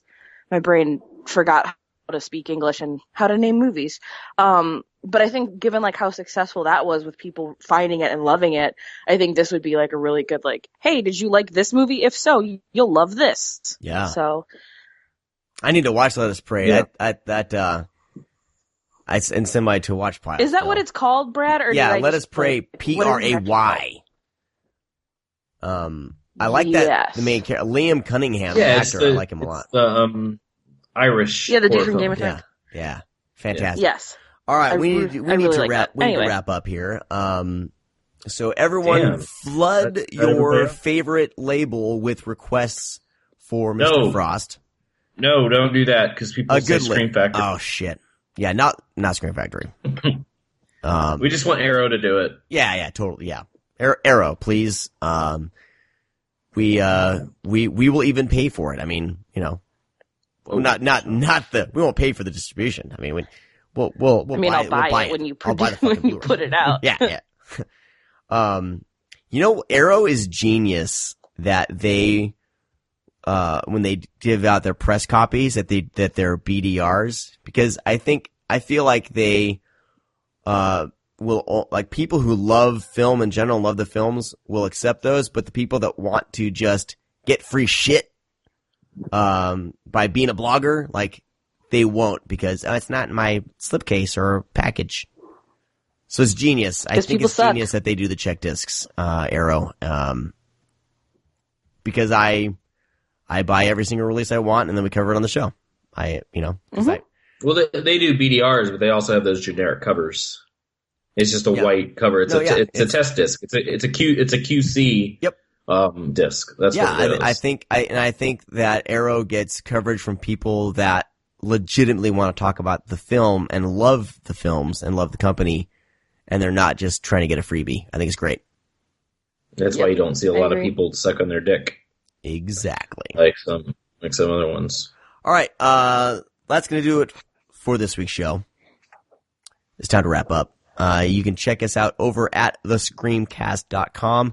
We are attempting to put together a live episode this week. So stay tuned to our Twitter feed for that, Scream_cast. We'll record it live. We'll do a Google Hangout YouTube thing and then release the podcast like the following week. But if you want to participate in the live thing, just, follow us and we'll give you all the details. And I hope it works out. It's going to be, I have never done a live thing before. If you have experience with that, hit me up and give me some tips. But we'll be doing that, and please check out our sponsors. Give them some love. Want to tell them what we're doing? So way people get prepped? We're going to, hopefully if it all works out with the Google Hangouts thing, we basically want to hear from you about movies that you've discovered, some of your favorite movies that you've discovered by listening to our podcast. It's our anniversary episode. Oh, yeah. 3 years. Uh-huh. There you go. My gosh, this is like you just telling a synopsis of a movie. I'm horrible at this. I'm horrible at plugging sponsors, and I'm horrible at keeping track of anniversaries. Except for my wedding anniversary, I have to keep tabs on. But anything like. So, anyways, we're having an anniversary episode this week. We want our listeners to tune in. Tuning in, you must give us a film that we have talked about on the show that has quickly became a all-time favorite of yours. Mm-hmm. We'll be discussing our top 10 films of all time, just something to talk about, and you can jump in at any time and hit us up on Twitter or Facebook if you want to join, so that way we can kind of get a list and an idea, maybe even give some times for you, because we don't want 30 people on a call, of course. So again, just kind of set it up and, be on the show for 5 minutes. But we want to hear, this is your chance to be on the show because we appreciate our fans and all that shit. So awesome. All right. And, like I said, give our sponsors some love. The Screamcast.com/sponsors. A lot of new Arrow shit is coming out, and grindhousevideo.com is getting stocked up. So get your pre-orders in for all this new stuff that's coming out. All right, and all the other sponsors, you can find them on the website. That's it for this week's show. Talk to you guys next time. See ya. Bye. Bye. Oh, don't tell me you're leaving. The party's just begun.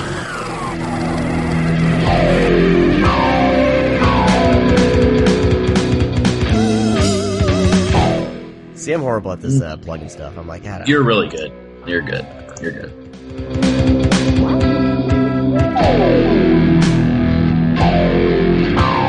Oh, shit.